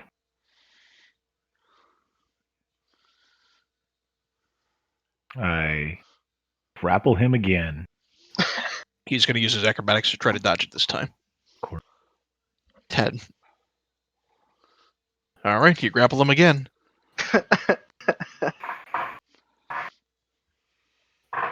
Okay, Kay, you're up next. Now that I can get up close and personal, great sword, and I charge him. Okay. Crit He It should be at advantage since this guy can't. He's like grappled. He can't dodge or any bullshit like that. The grappled mechanic. Let's pull that up. I don't think it gives advantage. I think it just means his speed is 0. Yeah. Okay. Yep, that's all it is. His speed is 0. Because he can still like kick the blade out of the way and stuff like that if he's careful enough. But there's that and there's that. There's fucking Yeah, that'll Jackie hit. Chan. All right, so while Vigo kind of holds him above, you stab him like a pincushion, trying your best not to stab Vigo through in the process. I assume. Oh yeah. Appreciate it. I don't even stab him. Alright. I'm just trying to cleave him. Okay. He is super badly hurt. That's what I like to hear. All right. It looks like he's about to keel over. Anything else for your turn, Kay? Don't believe so. I think that's it. Okay. Send you're up. Ken. I'm here. I'm here. Okay. I'm just letting you know ahead of time. You got ambushed by this assassin who nearly took Kay out. Actually managed to knock him unconscious. While I was playing you, I did burn a 3rd level and a 2nd level spell slot to heal Kay back up, and then I burned that 3rd level spell slot for the Spirit Guardians. All right. This would be 25 feet. I really can't move anywhere else in the corner here. Oh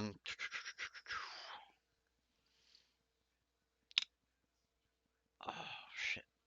What can I do?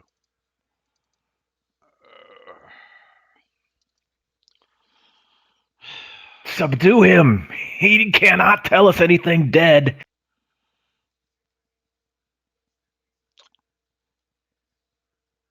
I will drop the Spirit Guardians, Okay. and I will hit him with Hold Person. Okay. Oh, nice spell. What's your DC? 14. Okay. He fails. He is held in place and paralyzed. Okay. Of course, he gets to Alrighty. roll again on his turn, so. Yep.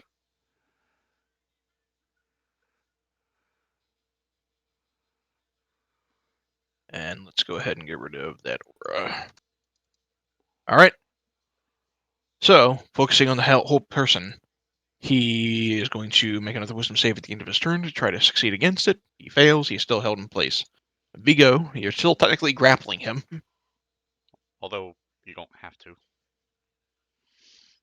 I'm going to Please allow me.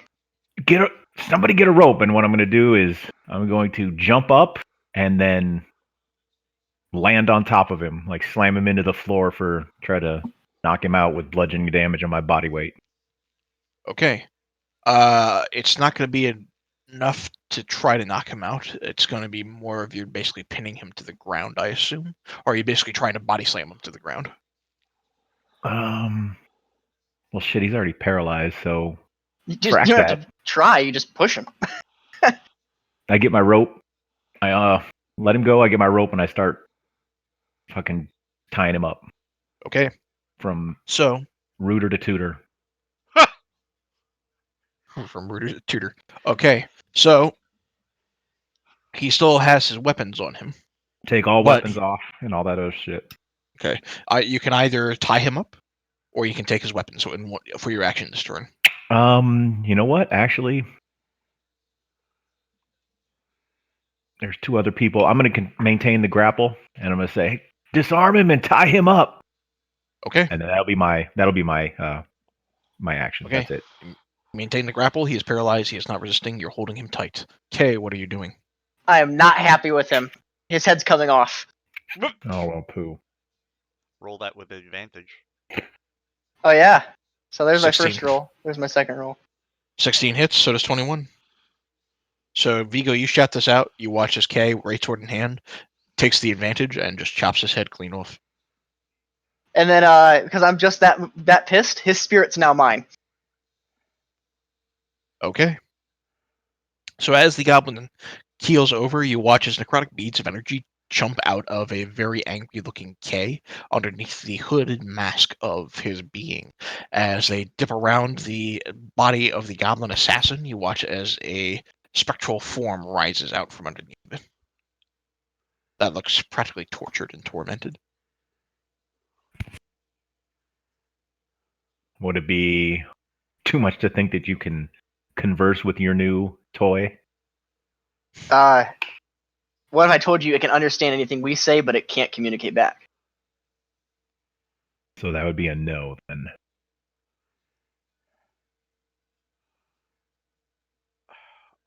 Well, Well, obviously this isn't how Vigo had intended for this to go.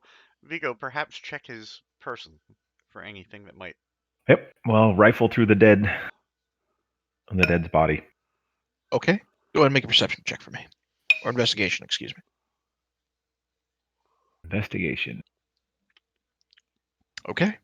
So rifling through the body, you come across a couple of things. First off, on his person, there is a coin pouch that contains 100 gold pieces. Throw that off. Secondly, you see the message that you had written for the goblin messenger is also on his being. Secondly, you see what appears to be a very crude drawing of the six of you. You mean like our faces? Yep. Oh. Very crude and a little cartoonish, but Huh. Obviously, we're wanted dead by somebody that hired this bastard. Well, I don't think they hired him. I think he's part of the Xanathar Guild. Is that what he said to you? I heard something Yes. before you went He down. told me that Xanathar sends their regards, and I'm going to take his fucking spirit there and tell him he can tell them himself. he was obeys willing your to- command and floats off if that's what you're doing. No, like he's gonna lead us to where their hideout is. Oh, I see. So was we're gonna willing go to turn meet a out the blind others, and eye. I'm gonna use his spirit to guide us there. I was willing to turn a blind eye and let them be before, but now they've proven too much of a danger, and they are looking for us. Okay. This is too much of a threat to have at our back. Let's go back to the others and get this done. Okay. So, as you traverse your way back to the others, the remaining three of you back in the storeroom with the remaining alcohol barrels, 134 if I remember correctly. As you're resting, and Treverin, you're focusing on your meditation. Right. You watch in the area around you. You have, as you've been focusing the last couple of days, your mind has centered to this place of different memories that have kind of floated around you, of yourself, of your compatriots, of your mother, of your father, of your time in the Feywild. And as you're focusing, you hear a crowing sound. And your eyes are closed even in the Shadowfell as you listen to the faint whispers of memory as they kind of circle about you. But the crowing sound is different. And as you open your eye, you can see the memories around you are faded and muted. But the crowing itself is coming from what looks like some sort of black bird that is cautiously kind of looking at you. And it cocks its head curiously. So all the pictures are faded and muted, but the bird is like, The bird seems to be quite real, or at least as real as this dreamscape seems to emanate it to be. okay. Is it a bird that I recognize from my past? Make a nature check. It'd be a very low DC, but go ahead and make Okay. a nature check. Where I'm rolling, it doesn't matter. It could be a 1 DC and I'll still fail it. No. It is a raven. Nevermore.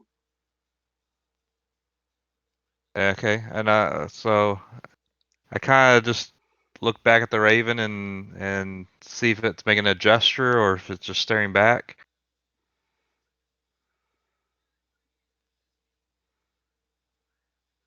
It kind of cocks its eye curiously at you and opens its mouth, and you hear your name, Treverin, in your mother's voice. That's a little creepy, and I kind of I reply back this yes.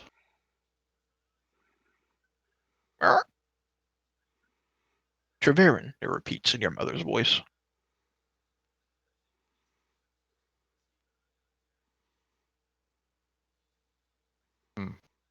So I I reach out and try to pet the raven. As you reach out to pet the raven, it just fades like a vision in front of you. And as it does, you hear your mother's voice calling out from behind you. As you turn around to face it, you're instantaneously transported into a memory from your young youth.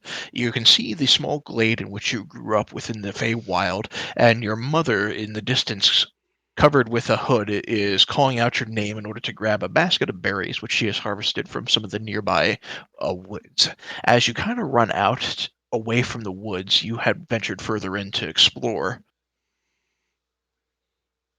you run towards the sound of your mother's voice and are ambushed by what looks like a panther, but it has tentacles that sprout from its back and it growls menacingly at you. And you, being still a fairly small boy, kind of back up cautiously away from it. And instinctively, you begin to call out for help. And you look around, nothing's happening. And this creature begins to inch closer and closer towards you. As you raise up your hands in defiance as a young child, something weird happens. You watch as bolts of fiery energy kind of emanate from your hands and impact right into the creature's nose as it gets very, very close. It startles the creature enough so that it steps back a little bit, growls at you, and then you hear the sound of your mother beginning to approach, and the creature runs off into the distance. As your mother approaches, you can see her eyes kind of widen in a little bit of fear as you look down at your hands, and there are still beads of fire that are kind of dancing in between them. And then Okay. memory fades, and you wake up.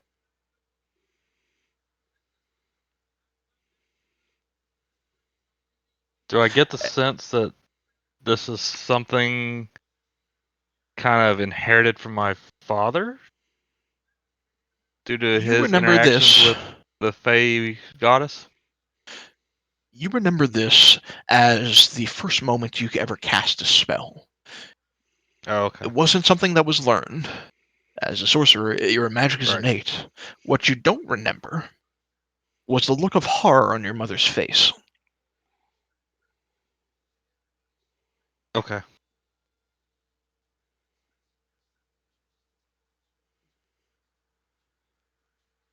And in the interest of time, while your companions are sleeping off the drunkenness, you're left pondering this to yourself, while the remaining three of you make your way down, I presume, to your compatriots. The three of you who are, well, I will say, Treverin, you gained the benefits of a long rest. It would have been 4 hours by now. The other two of Okay. you needed an 8-hour rest. It hasn't been quite that long yet. And I will say, due to the effect of that vision, I woke up in summer. Okay. So the four of you, well, the three of you plus Spectre, make your way back to the room. You see Treverin is awake now and in more of a summary sort of design for his Eladrin form. You can see the bodies of two owlbears, one of which has had its skull chopped up and turned into some sort of drinking mug. You can see a few crashed barrels around, and two very much asleep, Julie and Draloff. I guess how long have they been asleep for? At this point, about 4 hours. Well then, I am wanting to take a short rest, if possible. While they sleep, I guess. Is anybody awake in here? Treverin, and only Treverin. What happened in here? We got visited by our friendly mage, and he decided that 140 barrels was too much alcohol for us to take. So he sent us some presents. And I point to the two dead owlbears and say, then these two drank themselves to a stupor and fell asleep. So I hold up the paper of our drawings of our faces or whatever and say, looks like the Xanathar Guild is after us. I told you that days ago. To be fair, he did indeed. That is a fact. I think it's because we killed one of their lieutenants. No, they've been after us much longer than that. After you, okay. This is too dangerous. We can't leave them at our back unprotected. So, as And much I as will it go and say, I pains believe I me, said that as well. as much as it pains me, we now have to deal with this situation. But oh shit, what's his name over there? Kay took quite a beating on our encounter with the assassin. We need to rest up and recuperate a bit. As you can see by Well, the multiple I- stab wounds. I will say, So I this stabbed him in place the chest 37 times. Sorry, go ahead. is somewhat safe, but obviously the Mad Mage has eyes everywhere. So just, I'm just calling out. And at that moment, I'm like, oh yeah. But speaking of which, and then I open up my book and I go to the very back of the book I have, rip out a blank page, and draw a very crude drawing of Pinocchio, but in the shape of the Mad Mage, and I tack it up on the wall. But they're saying, yeah, that looks better, and then look back at the guys. I'm going to turn to you and say, are you sure provoking him is a wise idea?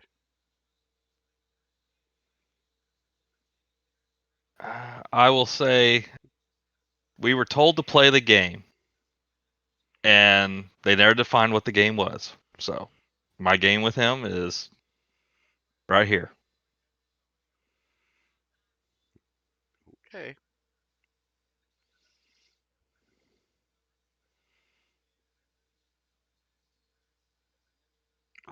With that, I guess we'll sit down and take a short rest, wait for these guys to hopefully wake up, and um, Kay to get uh, some of his health back, and then Kay can explain what we're going to do. Okay, so you guys are gonna, if you're gonna wait for the other two to wake up, then they're gonna get the benefits of a long rest, but it's gonna be another 4 hours. Well, if if we have to wait for them to wake up, it's going to be 4 hours anyway, right? Yep. So you're still not in a safe place. So I will need, because I just threw 2 encounters at a split party. You guys go ahead and roll 1d20. Let's say Treveron, go ahead and roll 1d20 for me. Okay. You know what? Before we go to sleep, I'm gonna roll some of the barrels in front of that secret door, block it off. There you go. My rolls have been Okay. awesome. All good. Well, you guys do gain, who wanted to take a benefit of a short rest, you gain the benefit of a short rest. However, because you rolled a 1, now I have to throw something at you. You hear the sound of skittering coming from up the hallway.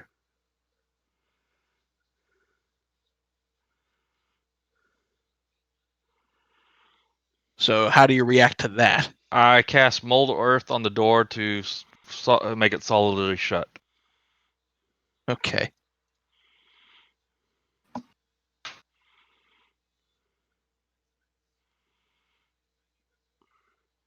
If I know he's going to do that, can I push the body of an owlbear out there before he shuts the door? Sure. Okay, I'll say this much then. You shut the door, you push the owlbear back. You guys who are asleep will eventually wake up, no longer poisoned, but you have one hell of a hangover. So, Julie, Treveloff, you're both awake. You've gained the benefits of a long rest. The other 3 of you have only done short rest thus far. If and when you open the door again, the owlbear is not there.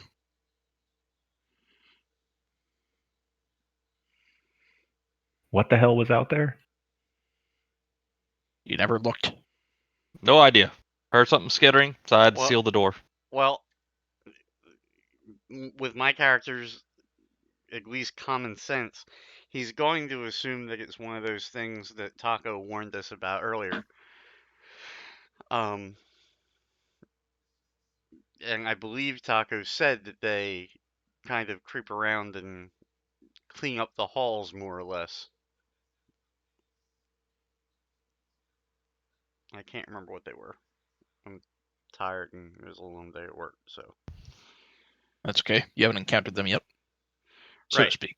Right, what we've heard about them. So So On your feet, You- party. Let's go. There's something out there, and we're not just going to sit here and wait for it to come busting in after us. Well, I'm gonna say I'm gonna Julie look at the takes- Spectre and tell it Go ahead. to take us to the Xanathar hideout. well, do you want to explain to them what's going on first? I'm pissed off enough. I'm just ready to go. Julie takes his. I kind of look at Al- Kay. It's like, where's the help that's going to move all these barrels while we're continuing on? I'll say 2250. Take it up with what the hell his name is. You couldn't talk Yak down from that? We talked him down from 3,000.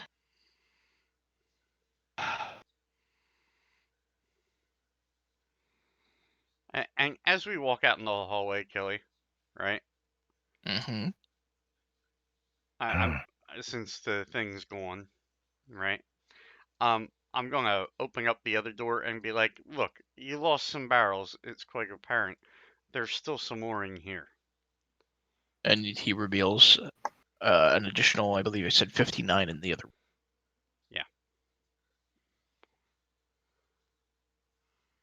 I take a look and say, okay.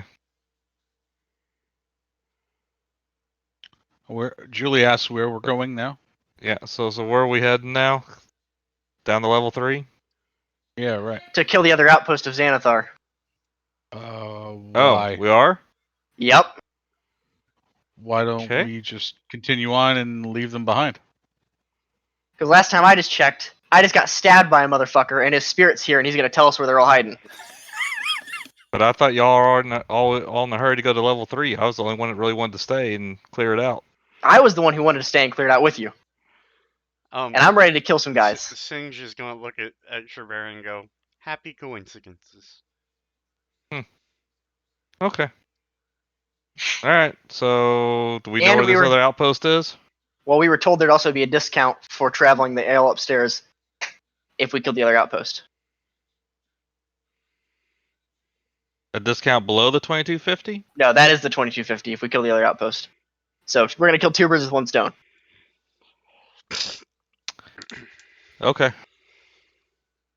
Sounds good to me. How do we find it? While we're sitting here, I'm gonna say, you guys didn't happen to have a goblin come by at all, bearing a message from us, did you? We found his corpse. Oh. You weren't there for that. Kid. Oh, thank you. Yeah, he we was found hanging the from the message. ceiling by a noose. Goblin. Never mind then. Sorry. We sent a No. messenger to try and find you guys. The assassin killed him first, then tried to kill me. I turn around real quick, look at the owlbear that's been decapitated, make sure there's no goblin hiding inside of it. Nope, no goblin here. All right. This isn't Trevaring, Star Wars. Wait, these are all blocked. We can walk across them, right? Yeah, I pinned him with my daggers. All right. Lead Those the two way, are blocked Kay. and pinned. Yep. Though that one is you got to leap over it. And I'm gonna have my Spectre lead the way to the right out. Okay. One thing real quick. I need those of you who have a strength score of less than And- 10 to go ahead and make acrobatics checks for me. That. Wow. All right. Okay, you trip on the barrel. You manage to make your way to the other side, but the barrels kind of fall apart underneath you. Damn. Okay. So now they're a crumpled mess on the floor below you. I'm All sticking right behind my Spectre as it leads us. All right. Hold tight. I will drag you guys in a general vicinity.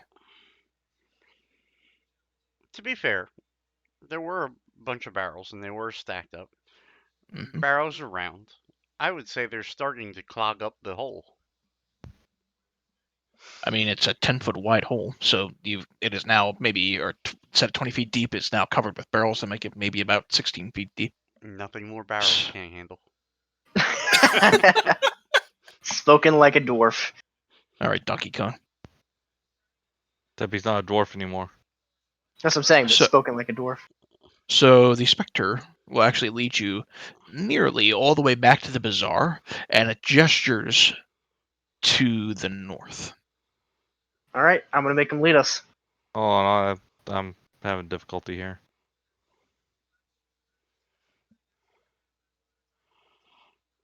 It stops in front of this intersection and waits.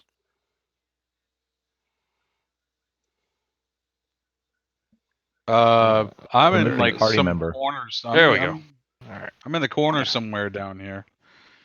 I'm somewhere where I don't know Where'd where I I go? am. Oh, you're not up there. Hang on.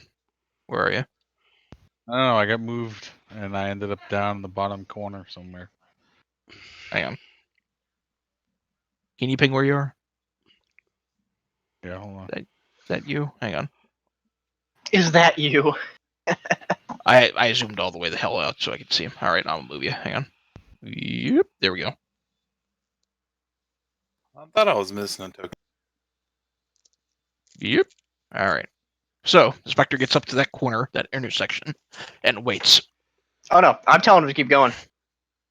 He stands there and waits. What do you mean he stands there and waits?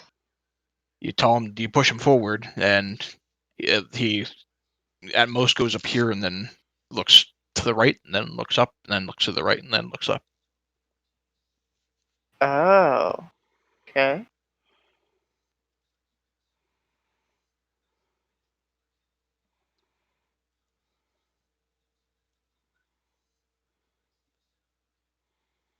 So is it just a split path? I'm having him shake his head. Is it a split path? Yes or no? It shakes its head, yes. All right, boys, right her up. I'm with you. Vigo, what's your take? Right her up.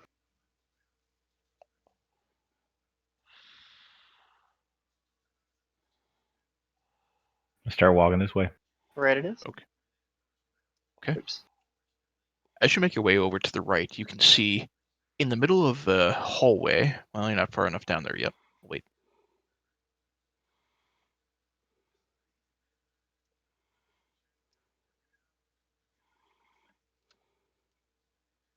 Okay. As you inch a little bit closer, you can see we're lying right around here in the middle of this 20-foot high room. There is an altar made out of limestone. Topped on top of it is a misshapen mound of gold that looks like it was poured on the altar in some sort of molten form and then just left there until it was cooled and hardened.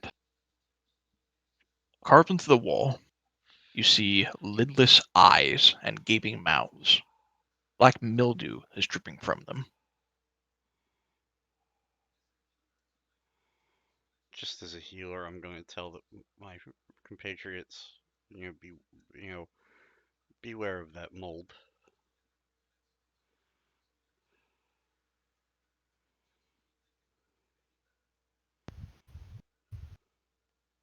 I'm just gonna waltz further in the room, I suppose. Go to the door. Okay, Where did you say the altar is, Kill? right here. Just being a religious man myself, does it seem anything that's, I don't know, anything out of whack here, or can I tell So maybe what? when you get closer, there is an inscription. Do you read Abyssal? Mm, blah, blah, blah, blah, blah, blah. I don't know. Hold on. I do not. My mage did. Yeah. I'm afraid Singe cannot read the inscription, but you do see it upon closer examination of the altar itself. I guess. Do I recognize the inscription on it? Is it a language that I know how to Do read? you know Abyssal? It's a good question. I think it's one of the ones I didn't pick. Let me check though. I do not. That's the only one I didn't pick of the demonic languages. Then you cannot read it. Damn. All right. Continue forward. Okay. You opening the door? Put my ear to it real quick. Listen. You don't hear anything. Then yes, I'll try to open it. Okay. The door opens easily enough. Inside, you can see the room inside is 30 feet high, and it looks like it has been swept clean. There is no trace of dust or debris anywhere. The walls in here are carved with the frescoes of what looks like horrifying cyclopean cities made out of black stone that are submerged beneath raging sea. And you see that in the northeast corner of the room, floating, just floating in the air, is what looks like a dwarven skull, completely sheathed in glass. I'm gonna look at Kay and just quietly say, "Are you sure this is where they're at?" I'll look at the spirit and I'll ask him, "Is this where they were?" It nods its head.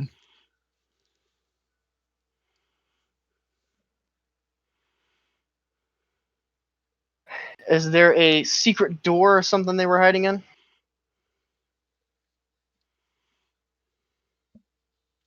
It shakes its head. No. All right. Interesting.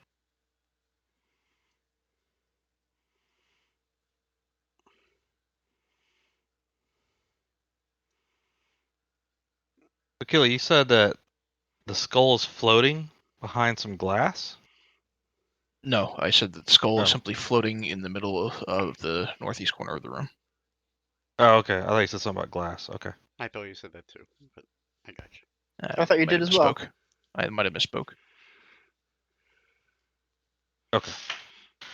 Is the skull appear to be animated? Nope. It is a skull. I'm sorry, I did say something about glass. It is a dwarven skull that is sheathed in glass. Oh, okay. Yes. My Okay. bad. Had to read the text again. It is just floating in the northeast corner of the room. I'm gonna approach it and inspect it. Anything noticeable on it? Carvings or anything like that? So as you get underneath to kind of get a better look at it, the skull kind of just falls down on top of you, and you feel like you have been completely enveloped, and you realize that your skin is kind of burning around you. You cannot breathe. Well, before all that happens, I'm going to ask you this. Before all that actually happens, I'm going to ask this of you. I need you to make a dexterity saving throw.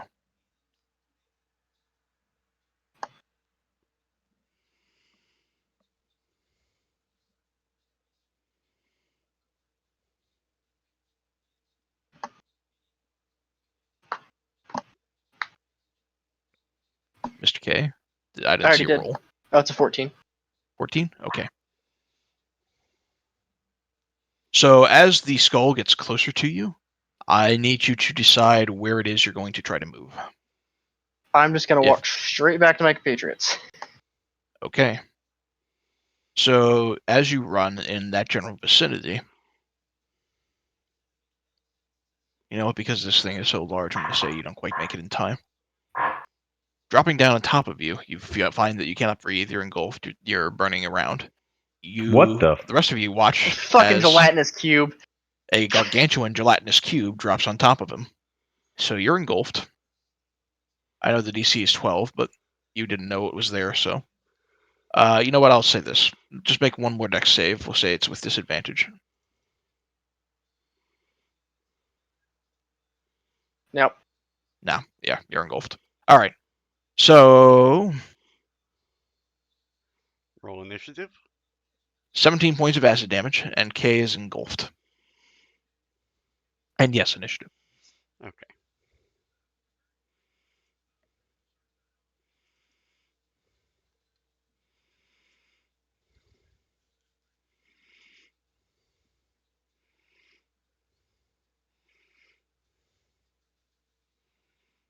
Alright. So the skull, the dwarven skull, is floating in the middle of this creature, and now so is K. K, you're engulfed by this creature. What do you do? Get the fuck out. Alright. You'll need to make a DC 12 strength. strength. Yep. Hey. Oh, you know what? One thing. You at start of it's the start of the cube's turn. Never mind. Okay. Strength save. Yeah, you push your way out. Oh, I'm sorry. Wait a minute. You have to make a strength check, not a strength save. Oh, well. Sorry. Same fucking stat. Damn it. No, I'm afraid not. Okay. You are still engulfed. And may I ask, what is your Constitution modifier? 3. Okay, so you can hold your breath for a maximum of 4 minutes consciously. Vigo, you're up. And you also have to roll initiative for that specter, I think. Oh, I do. Yes, thank you.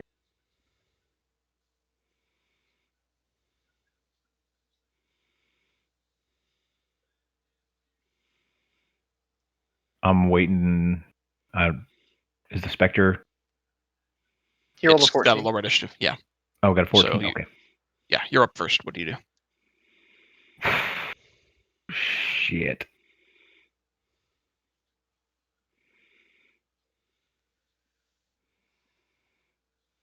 I will run up and stick my hand in to grab him and pull him out.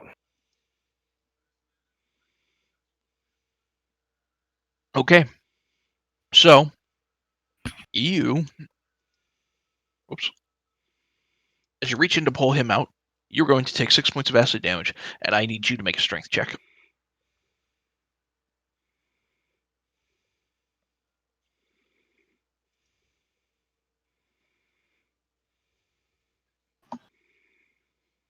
All right, you are able to successfully pull him out.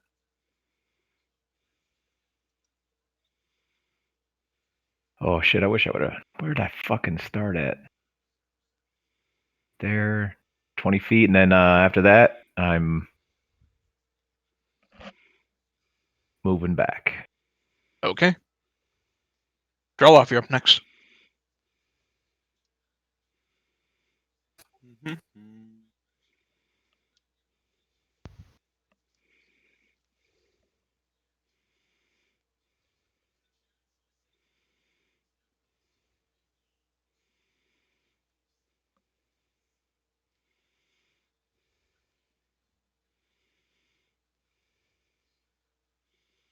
Ah, shit. What are you trying to do, Droloff? Trying to move. You only got a maximum of 25. Oh no, you got an armor movement. Never mind. I'm Sorry. 35. Yeah. Yep. Um. All right, you come up next to this gigantic cube. It's not. Do I know if I hit it with my weapon if it will cause damage to my? Not no. I didn't know if it was like that one thing or not. So yeah, freebie. I gave you this. I shouldn't have just told you, but different cubes have different corrosion effects. A gelatinous cube only corrodes living material. It does not consume non-living material, so it does not damage metal or wooden objects or anything of the sort. Trying to throw plants at it might be a different story. I'm just gonna do two regular swings. Okay.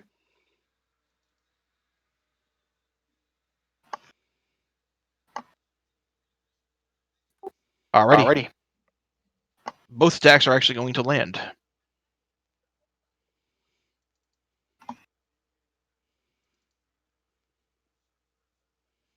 All right, you carve into it. Bits of acidic cube begin kind of splitting all around the room. Done for your turn? Yeah. Okay. The Spectre is next. It's just gonna walk up and hit this thing.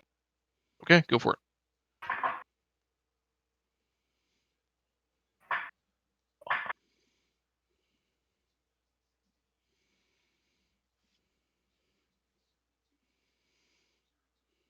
Let me Did know you- if you rolled. I haven't I seen did. anything. No. It's a 13 attack.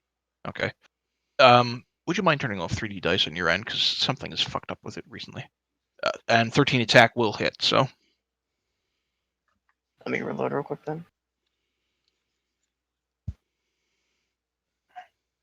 There we go. How about that?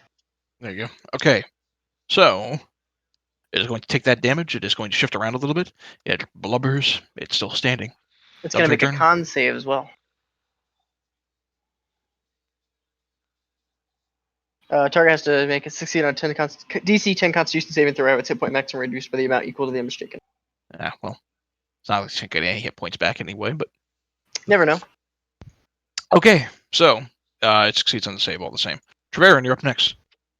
Okay. Well, I'm just checking one thing because this is a spell I haven't used yet. 90 feet. Okay, yeah. So targeting our gelatinous cube, I'm going to cast that. 14 And hits. I'm Go and roll going damage. to choose cold. Okay. Bits of the cube begin to freeze off, and you can watch as they kind of clatter and shrink to the floor. This thing is still very much large and still very much standing. Okay. All right, Julie. All right, I'm gonna take a. Can I attack it from this square? From which one? Over here? This guy here. Yeah. Yep. All right. That's my full move, and then I'm going to attack it with my great. Okay, go for it.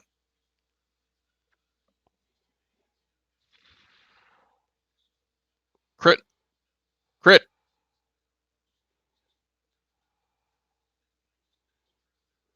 All right. 15, and my god, that 26 greatsword damage. All right, don't worry about making a third attack, because with that, let's see, 41 points of damage in one turn, you carve the thing into goo. It collapses. I hate cubes. You guys okay? I'm fine. Yeah, just a little eaten up. What is this thing? He kicks a piece of jelly on the floor. Never seen one. Hope I never see it again. But it looks Amen. like it was guarding that door back there. For- So it must be something important. As the skull kind of collapses out from what this creature was, you watch as the body just shrinks back to a much smaller size. Kelly, Otherwise, you're out of combat. other than the skull, was there anything else in the body of the gelatinous cube? Not that it seems. Okay. Hmm.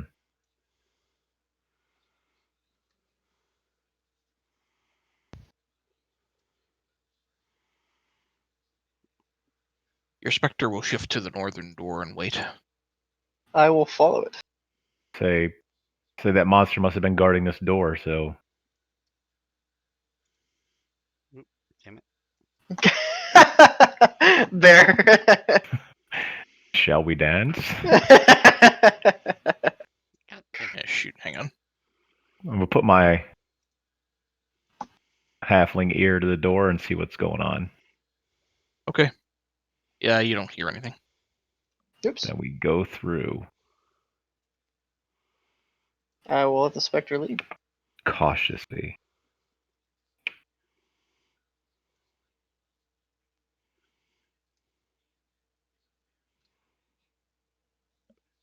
Where's Mr. Ghostman going?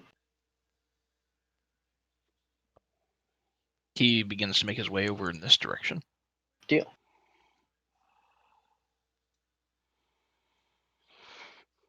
As you kind of meander your way down I this throw a direction, hand up. you do see resting on the floor in some kind of makeshift cots are a couple of bugbears. They look like they're sleeping. That's it. Fucking run forward and smash him. Oh shit. Okay, you charge forward and your mail stops just shy of one bugbear on the floor sleeping. Look down to your south and see a lot more that are also sleeping. Well, I'm gonna kill this one. I'm gonna smash his head. Okay, you make an attack roll. It should be automatic. He's prone and asleep. Make an attack roll with advantage. You hard ass. There's no coup de grace in 5e. Sorry.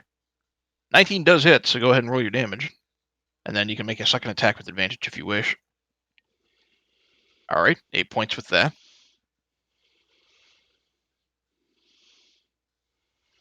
Alright, a 25 will land, doing another 7 points of damage. That's not going to kill it. What it is going to do is wake it the fuck up with a startling shout, waking up the rest of the room, as well as alerting more enemies. So, go ahead and roll initiative. Sir, yes, sir.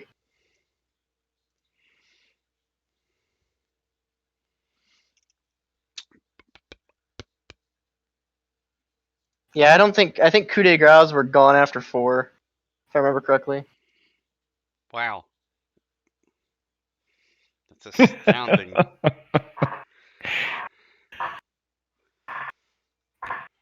Initiative so low he actually goes back in time. He's like, stop! Don't hit him! So Get away from that cube! Wait, Vigo, you watch as the entire room filled with bugbears wakes up, and the other one is clutching at the wounds nearby as you kind of smack away with it. The others down here are immediately beginning to reach for their morning stars, but you are still first in the order. What do you do?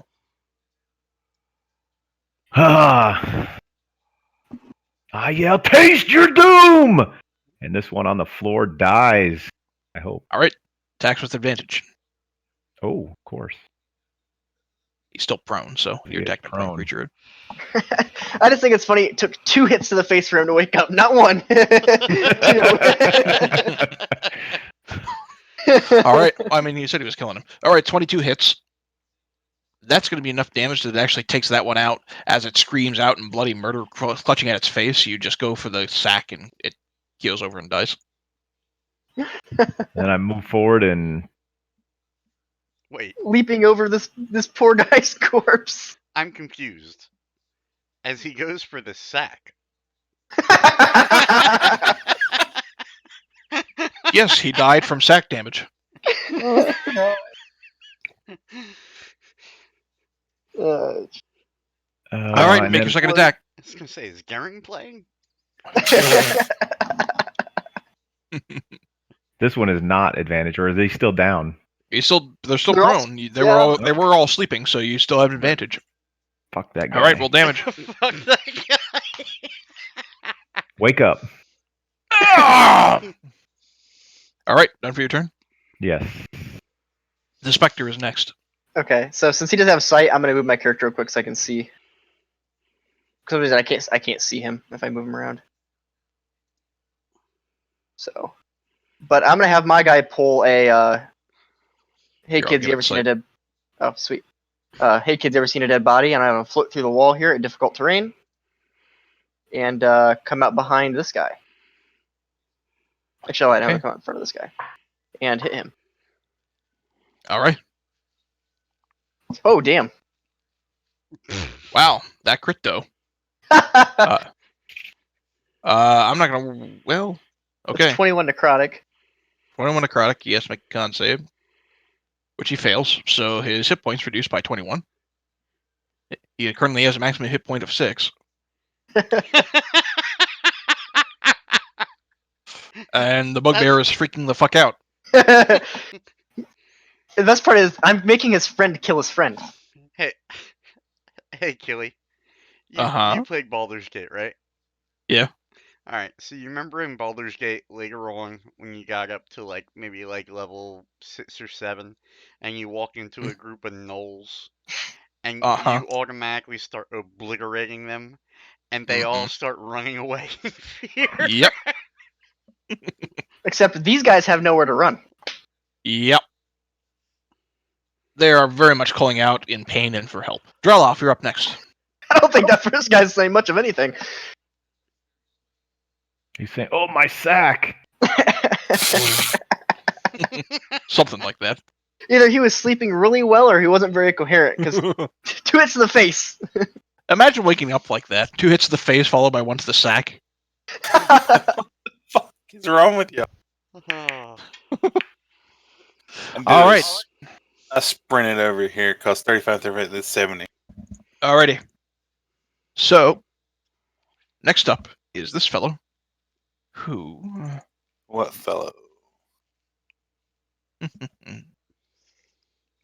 Must be to my What's north. it? Movement speed. Let's see. Where the hell is Drayloff? Oh, there he is.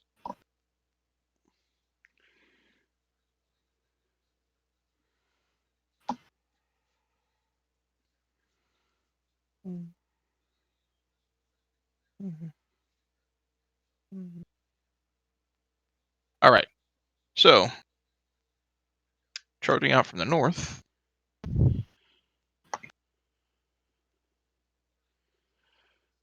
Are. Sorry, I got a lot of calculations to do.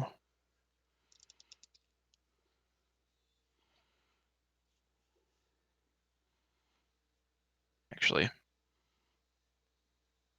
Let's have him move down right next to you.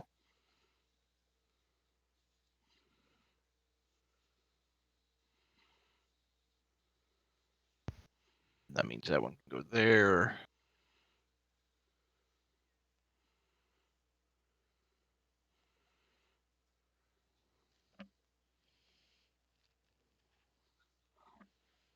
Okay. So charging out from the north, you see several thuggish-looking humans that come barreling forward, charging in your general direction. Kay, you're up next. Uh,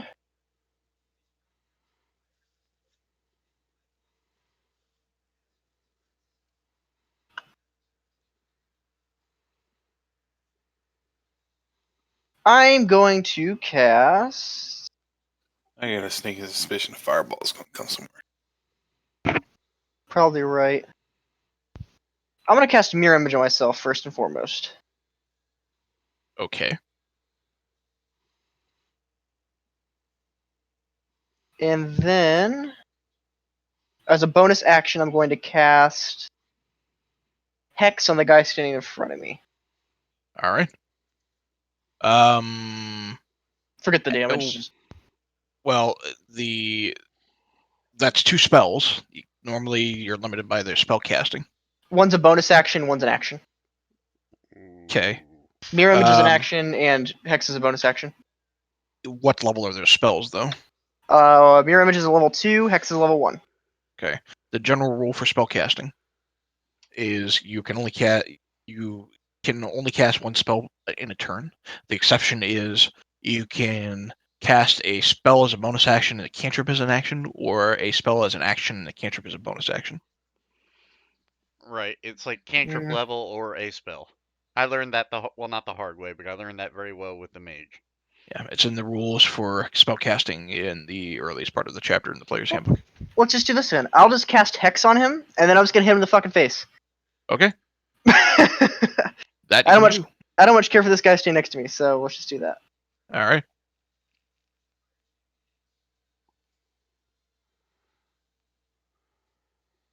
So, 28 certainly hits, and so does 25. There's that. There's that, and then there's 2 hexes as well. All right. He is barely standing, but he is still standing. All right, and that's my turn. Okay. The bugbears all grab their weapons and stand up.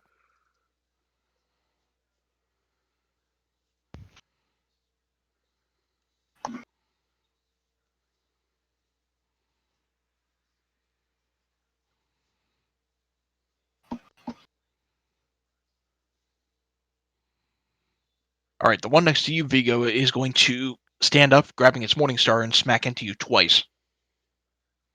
18 and 13. I No, know the guy he the is one's going to not. be your AC.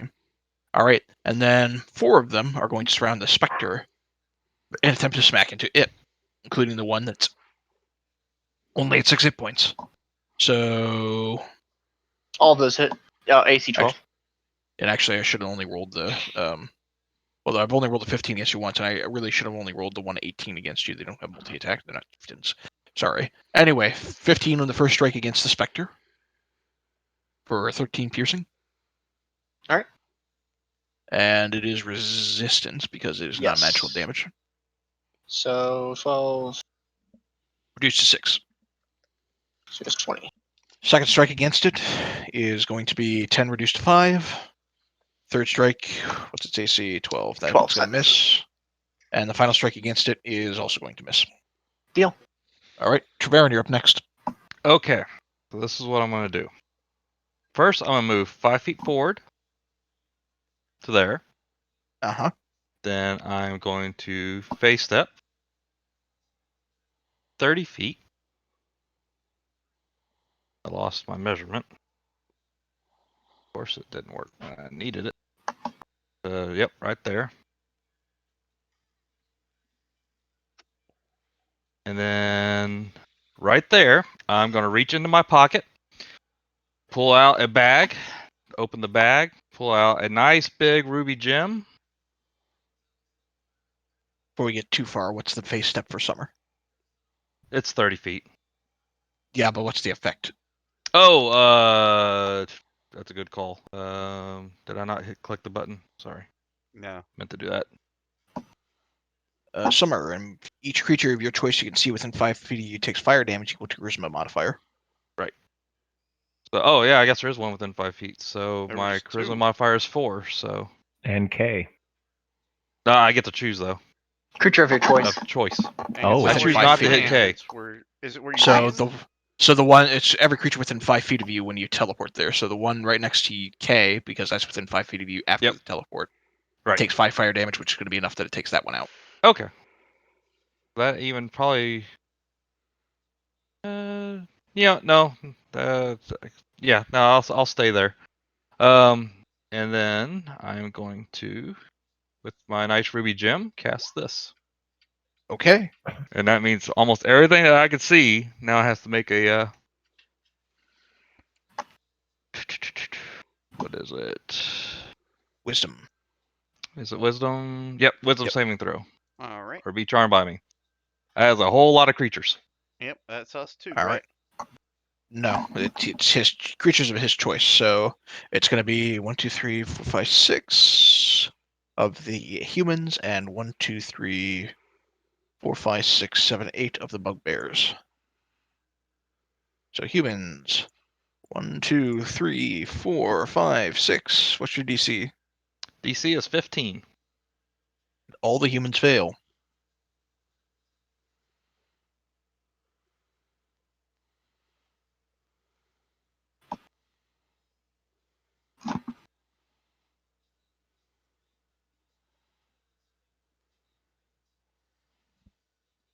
Then the bugbears. What did I say? 8? 8, 1, 2, 1 success. What's your DC again? 15? 15. Yep. All right. So 2 of them succeed so far.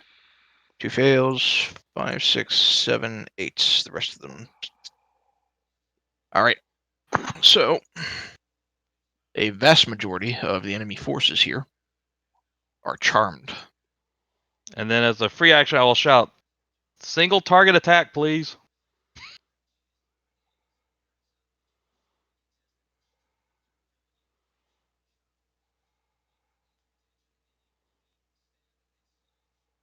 I've been easier just to mark the ones that weren't charmed. The effect might end. And Yeah, I'll probably sure. kick myself afterwards. All right. You done for your turn? Yep. Okay. Julie, you're up. All right, Julie's going to run over and make with the great sword on this guy right here. Okay. If they're charmed, does he get advantage on that attack? I don't think so. They're Well, they not charmed can't- by me. Right, but they can't defend themselves in any way.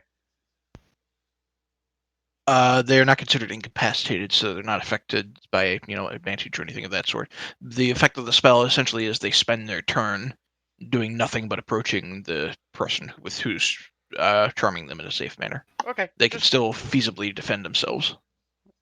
Just curious. Yep. Oof. Both attacks will land. All right. For what is worth, damage does not break that charm, so it is still charmed. Wait, what? It- That's It's like not how greed that does. reads. When you cast a spell, you present the gem used material component. Succeed on a wisdom save, be charmed by you until the spell ends. Oh, and I take the back, so it is breaking until you or your companions do anything harmful to it. Right, which is why I said single target. I need to learn to read.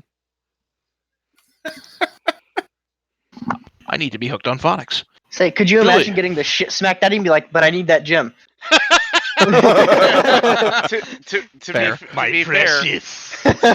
To be fair, that may have been how your rogue acted last campaign. Okay, you're right. Julie, are you done for your turn? I am done for my turn. Okay. Sind, you're up. That mighty one.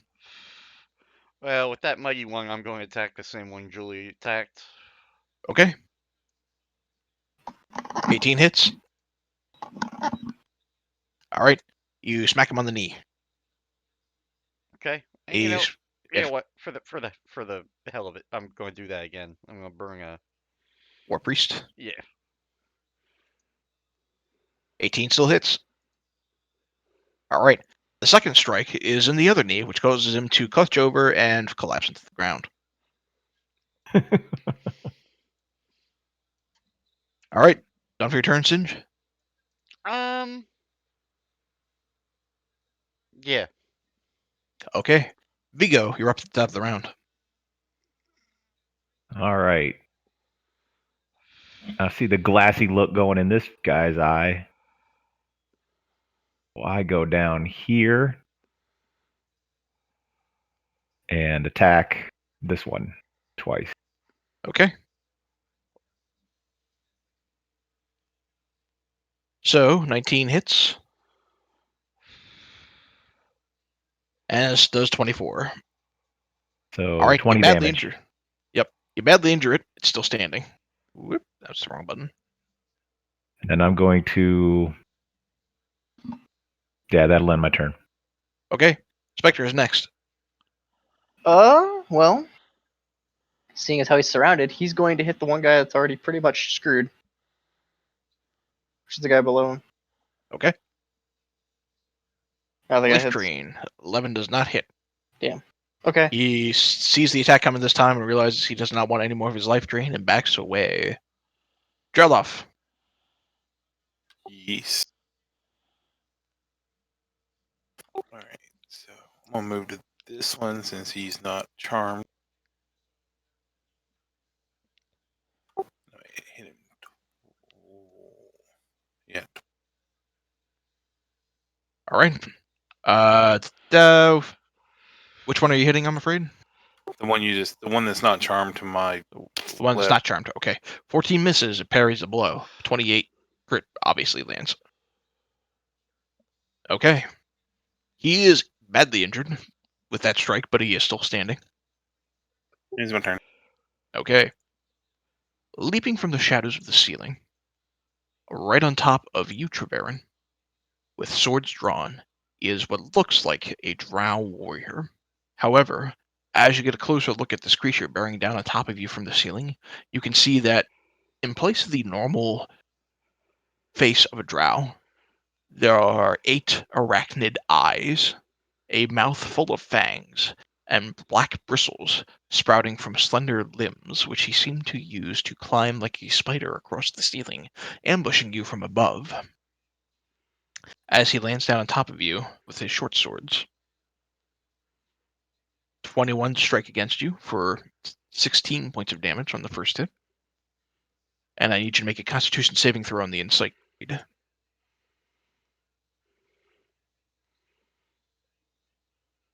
You still maintain it on the first strike. The second strike is going to hit you for 21 points of damage. And you'll need to make another Constitution saving throw.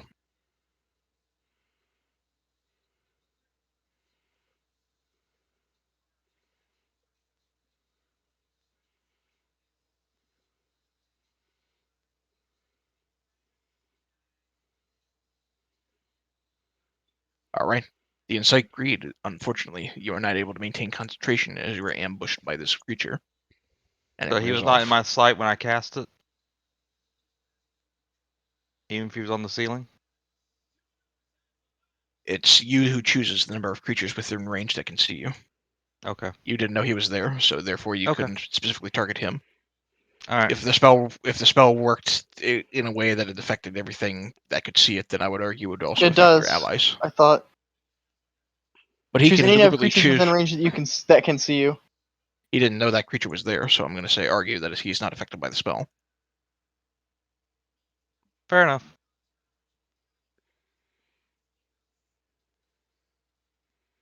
He could choose that creature because he didn't know that creature was there. Okay. The thugs, shaken from their stupor, are going to move in.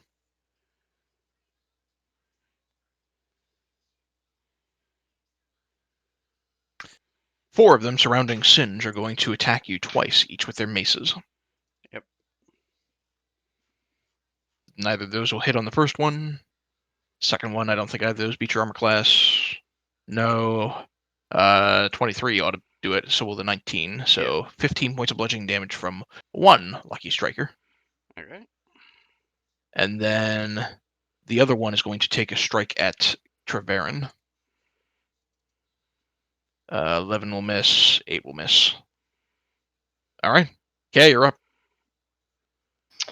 I'm gonna look at this guy that just jumped in front and hit Treverin. I'm gonna go, "You are one ugly motherfucker." And I'm gonna curse him first and foremost. And not too happy he just hit Treverin, I'm gonna flip to my greatsword and give him Tooth Wax. Okay. 28 will hit, 15 will not. There's that. Okay. And then I'm going to Eldritch Smite him and knock him on his ass. All right. An extra 1d8 force damage plus another 1d8 of the spell slot, which I So think for it's you is going to 4. be 48. Yep. All right. He certainly didn't see that coming, and he is wailed back and looks pretty badly injured by that initial crit.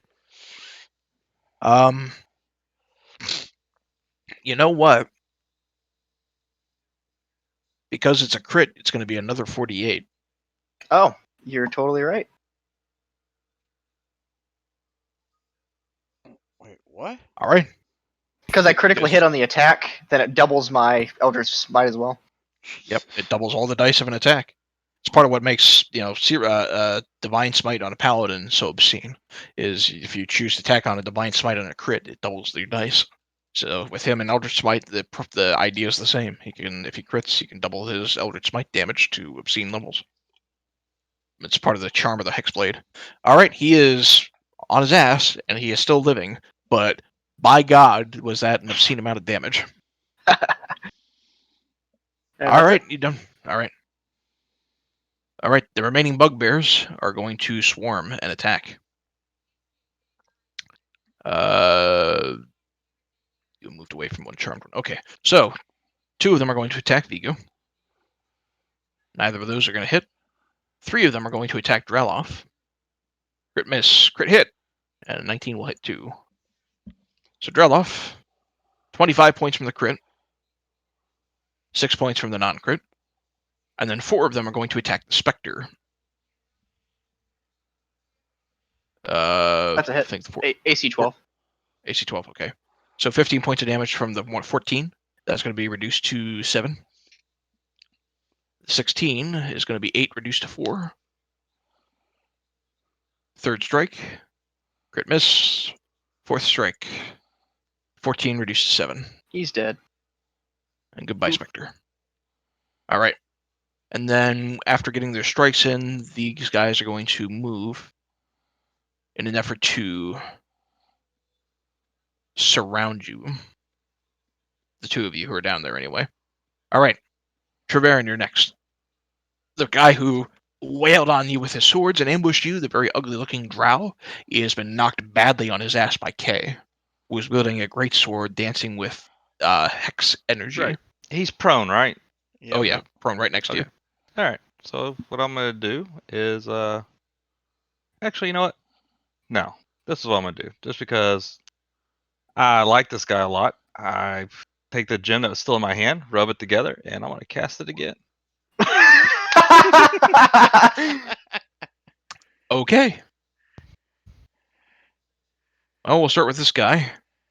Didn't mean to do that with advantage, but he crits both times, Okay. so he's not affected. That's We'll fine. do the thugs then. 1 fail, 2 fail, 3 fail, 4.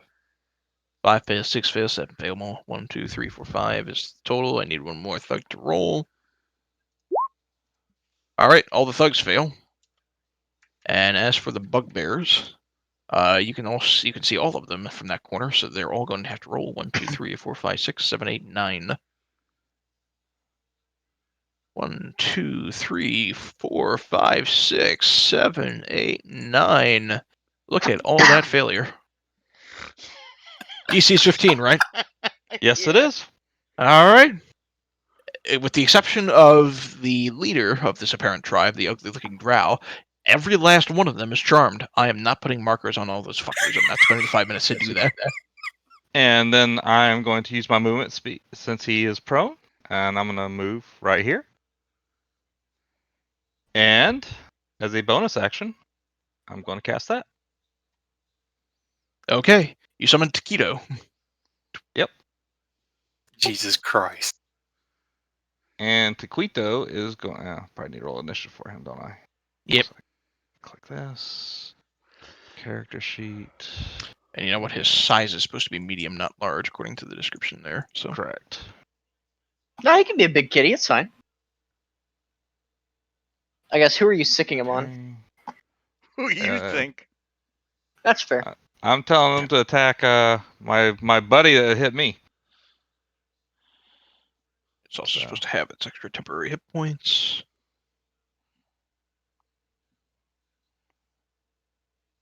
All right. And I actually want him to spawn, so he's between me and him. So Okay. And you're targeting him in particular, the guy who's prone? Yeah. Yep. Okay. Oh, I'm that's just fucked rereading up. through the ability because I don't remember how it works. That's fucked up. What's that? If he had cast Taquito first, your guy would have had to roll a disadvantage on the save. yeah. I didn't read it all when I did it. Yeah. It's all right. I was using him more as a shield. I got you. Okay.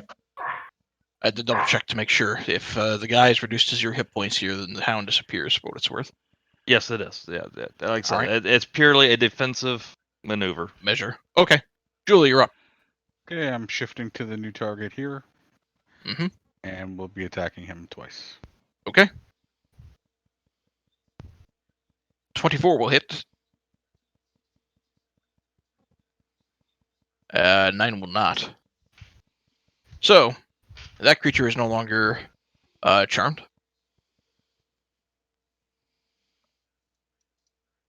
Sin, you're up next.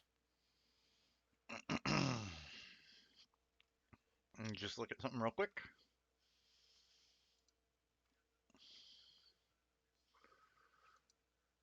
Hold on. Hello? Yeah, I'm here. You hear me? Okay. Yep. Yeah. Yeah, I just wanted to. Damn it, I can't. All right, I'll just attempt to hit him. Okay. Damn it. 20 hits. All right. Do a little bit of damage to him. I assume you're hitting the one that just got hit. Yeah. You can, like tippy tap with that warhammer. Well, it's because I'm using a warhammer. Trust me when I say I'm looking for a better weapon. You have a Alrighty. shield, right? I do have a shield. I'm using Oh, okay. I'm using it one-handed, but Okay, yeah. I can also use swords. So. All right. Looking. All right. Are you done for your turn? I can throw out there the Treveran is at 3 hit points. No, I know he is. But if I can cast the bonus action of healing word, right? You absolutely can. Even all right, yeah, healing word. We'll get that with Treveran. Okay. 6 hit points back to him. I'll add him. See his way a bit of bio. All right. Vigo. So they all go slack jawed, huh? Kinda. They all look back towards the gem the Treveran's holding. All right. I say, dwarf, get out of here. I run over here, and I double tack the guy that's prone. Okay, you don't go want for to it. do that, but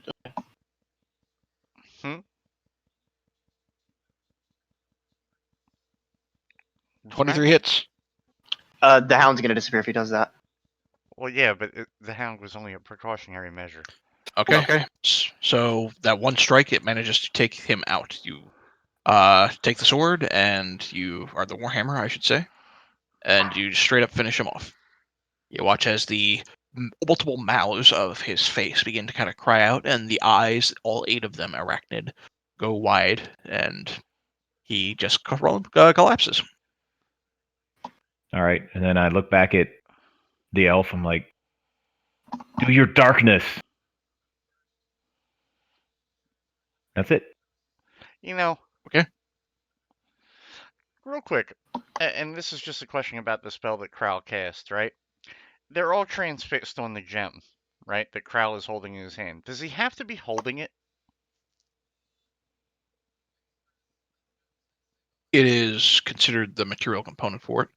Right. Right. No. But he casts the spell. He's holding the gem. They're transfixed. Can Like, you just like put it on a pedestal and let it go? I guess. I just thought it would have been really funny if he'd thrown the gem underneath the fucking gelatinous cube and they go all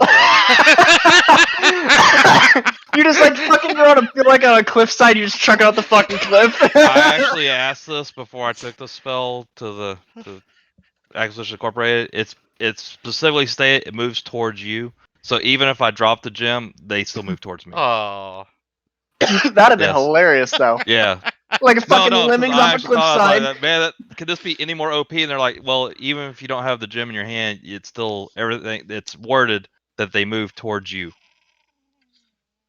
Sorry, So its movement is to approach you in a safe manner. I just It's thought not it would approach be the very gem. funny. It's Yeah. you. So I that unfortunately they got worded that way to kind of keep you Yeah. from That's- really OP in that. Yeah. So the argument I would say is you'd have to be holding the gem. So, Dreloff, we haven't done your turn yet, have we? No, I moved up here just in case somebody wants to nuke shit.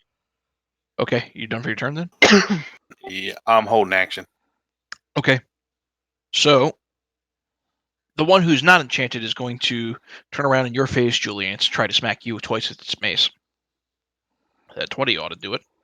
So 3 points of damage from there. As for the rest of them, they're making their way towards Treverin, which it's going to be as close as they can get, is right about there. Singe, I guess you're open to make an attack of opportunity against one of them if you wish. No, that's fine. Okay. They're going to get as far as there, and then they can't repeat the wisdom saving throw at the end of their turns. So 1, 2, 3, 4. All right, so one breaks free. Okay, you're up.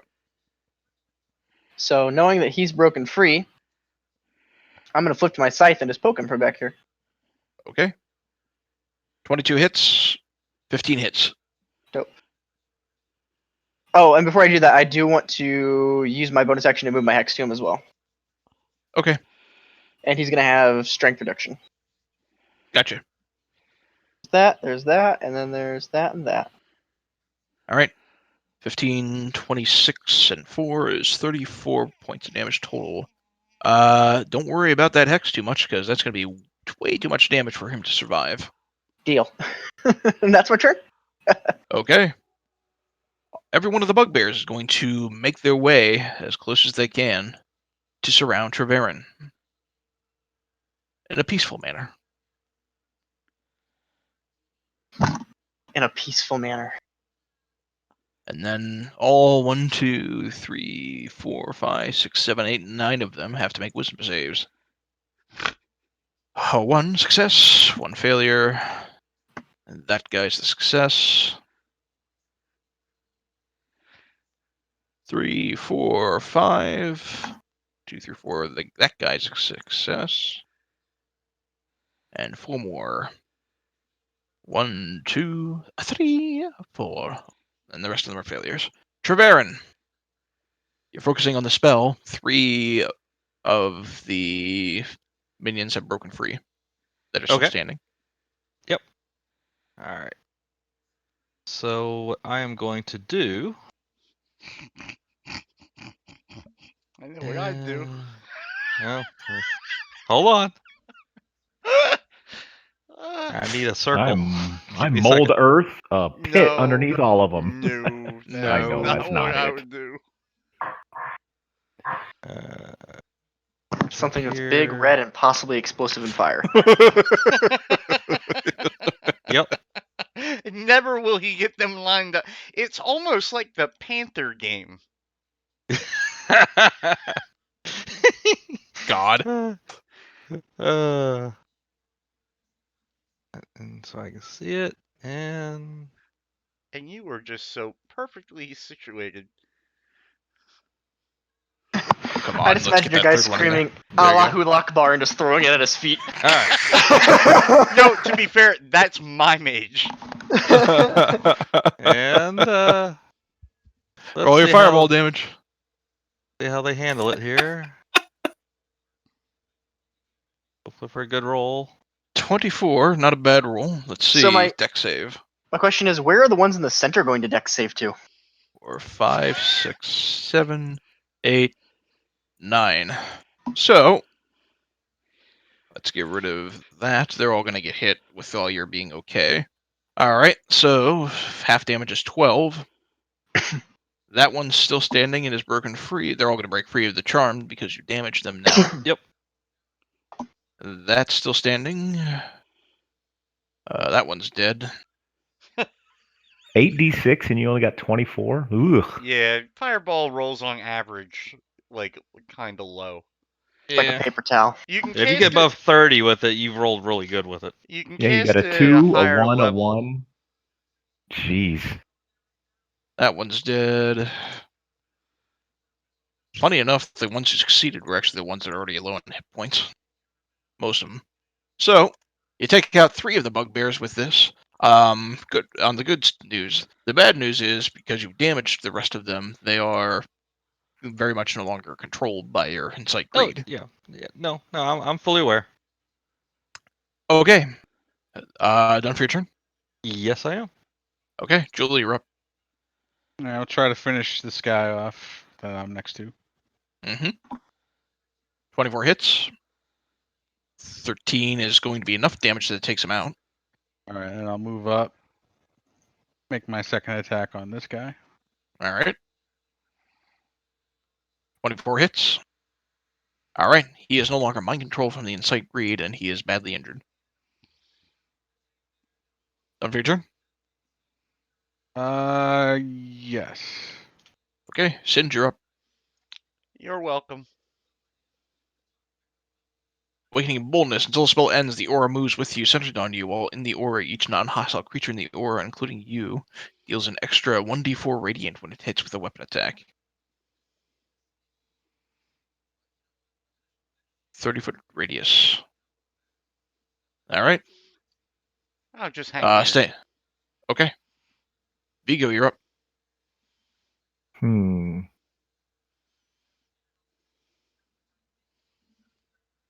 All right. That elf looks weak. All right, I'm going to charge through here and attempt to push these 2 back. Little domino thing going on.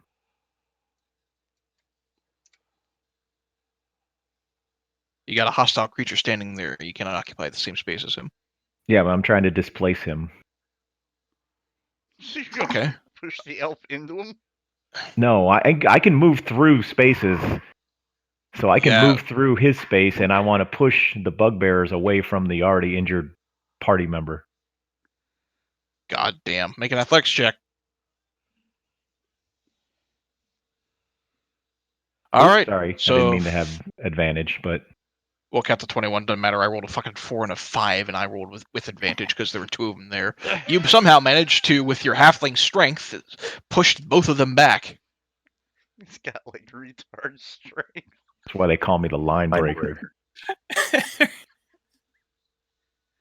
And then, so, There are 2 very startled bugbears looking down at a very buff little dude. and then, I'd like to attack the one that I just moved. Unless what I just did was my attack action.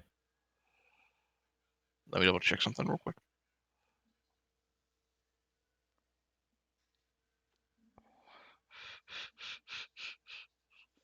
Yeah, that's going to be your action to just push them. So Okay. okay. Dreloff, you're up next. All right, I'm gonna hit the one right below, or right in front of me. If I Okay. can get my damn character sheet to come up, there we go. All right, 24 hits. And he only had 3 hit points, so he goes down. And I'm gonna move forward and hit the other. All right, go for That's it. 15 does not hit. He manages to block that blow. All right. These two are going to make their way up next to you because they are still charmed. The one who is not is going to swing over in Julie's direction twice with his mace. Those will both hit you. 5 reduced to 3 and 8 reduced to 5. As the other two get next to you, Treverin, they got to make wisdom saves. Both failures. They're still charmed. Kay, you're up. I'm gonna move my hex to the man on the top. Okay. I'm gonna reduce. Actually, I lied. I'm gonna put on the one on the bottom. Reduce his wisdom save, and I'm gonna hit the one on the top. Okay.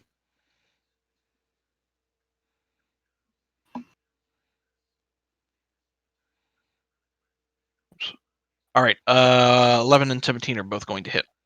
Okay, I didn't think they'd both hit. Good deal. It doesn't have a particularly high armor class. Add a Alright. D4 to both of those. Oh Add yeah. a D4 to both strikes because of the Crusader's Mantle. Let's roll 2d4 for you. There you go. All right. He is badly injured, but not quite down. Done for your turn? Yep, that's good. Okay. The remaining bugbear is going to push forward.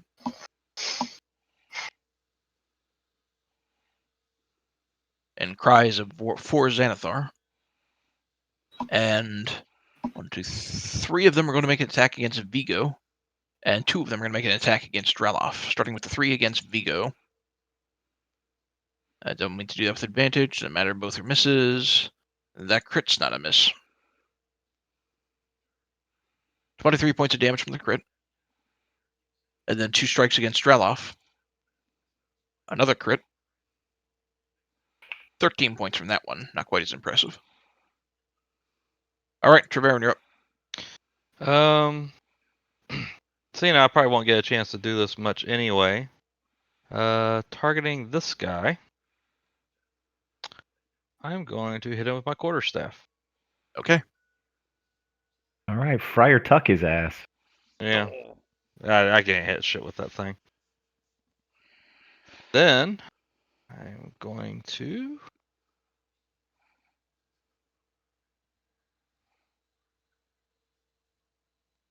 spend 2 sorcery points.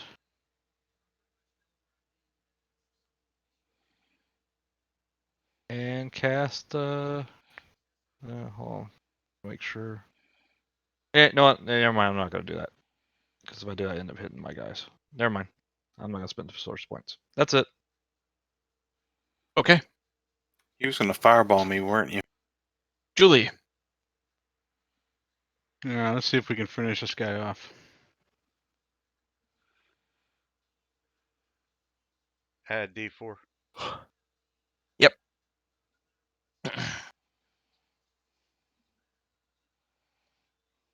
All right. He's not quite dead, but he's looking like he's on the edge.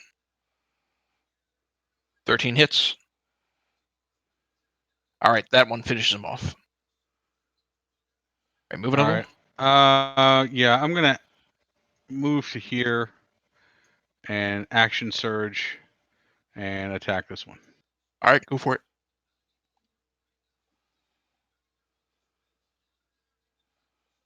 Alrighty. That's a 13 and a 24 to both hit. Both attacks will hit. All right. You finish that one off. Worth it. All right. Done. Okay. Send, you're up. I'm just going to move to here. Okay. Oh, Vigo. wait. Sorry. Is this guy wounded? Or is Not this yet. guy wounded? That guy's wounded. All right. Well, then I'll tell you what. Told that dead. Yep. All right. Because he's wounded, he takes 18 necrotic, which is going to be more than enough to take that one out. Now I'm done. Now Vigo. All right, Vigo. All right, I'll attack the guy to the southwest. Okay. 16 hits. Have a All right, D4. that one. Don't worry All about right. the D4. He only had 4 hit points. He is dead. You get second And attack in then there. Second attack to the guy to the south. All right. 26 hits. That one will kill that one. He only had 3 hit points left. I keep forgetting they got hit by a fireball. Then I'll move and use my action surge to attack the guy directly to the south of me. Okay, go for it. 14 does not hit. 19 does. And that one takes that one out because he only had 3 hit points left. And that is it. Bang, bang, bang. 3 dead bugbears down for the count. Drelloff, you're up. I'm gonna hit the one south to me. All right. That hits. Nearly takes it out, but not quite. 13 misses. D4. Roll a D4. Oh, yes, I forgot. Go ahead and roll the d4 because Crusader's Mantle. That will take it out then. All right. Hey! And that end, I will say the 13 you're going to probably throw onto the thug, and the 13 does hit thug. So go ahead and roll damage on that. Kids are like, D4. And don't forget to add the d4 to that one as well. Alrighty. That one's injured. On his turn, he is going to look around at all the dead bodies and throw up his hands and surrender. Okay, what do you do, if anything? The troll skull send the regards. Advantage on the attacks because he's surrendering. 26 hits. And then, hold on. Still hits. 12 and Then- 10. Nope, 12 and 16. And plus the hex damage. Alright. You say that to him as he throws up his hands in surrender, and you cleave off his head. I also get 2 more 2d4. You Not that also it get, matters. yeah. Alright. So we have ran a little late here. I will before we send off for the night, that is the second of the Xanathar Guild hideouts you have completed. As you are searching for what they have on their person, I will add that they have the leader has a silver key on his person, which you find in a corner around up here is a chest. And inside the chest, the silver key opens. You see 100 gold. They also have on. He also has on his person. A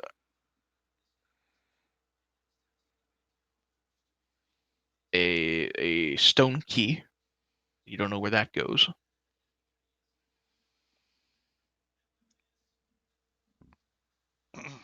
The thugs have a total of 14 gold on them. There are supplies here for what it's worth that contain enough water and food to sustain a single person for 600 days. That's we really ever tracked that. And I believe that's it. So you got that gold, 114 total between the chest and what the thugs had on them. The bugbears don't have anything of value on them. And a stone key, and you don't know where that goes. So noted. I And tell Julie to cut off the leader's head so we can take it back for proof. Okie dokie. and it is late. We are done for the night, guys. Nope. Thanks, guys. I am going to bed. Good night.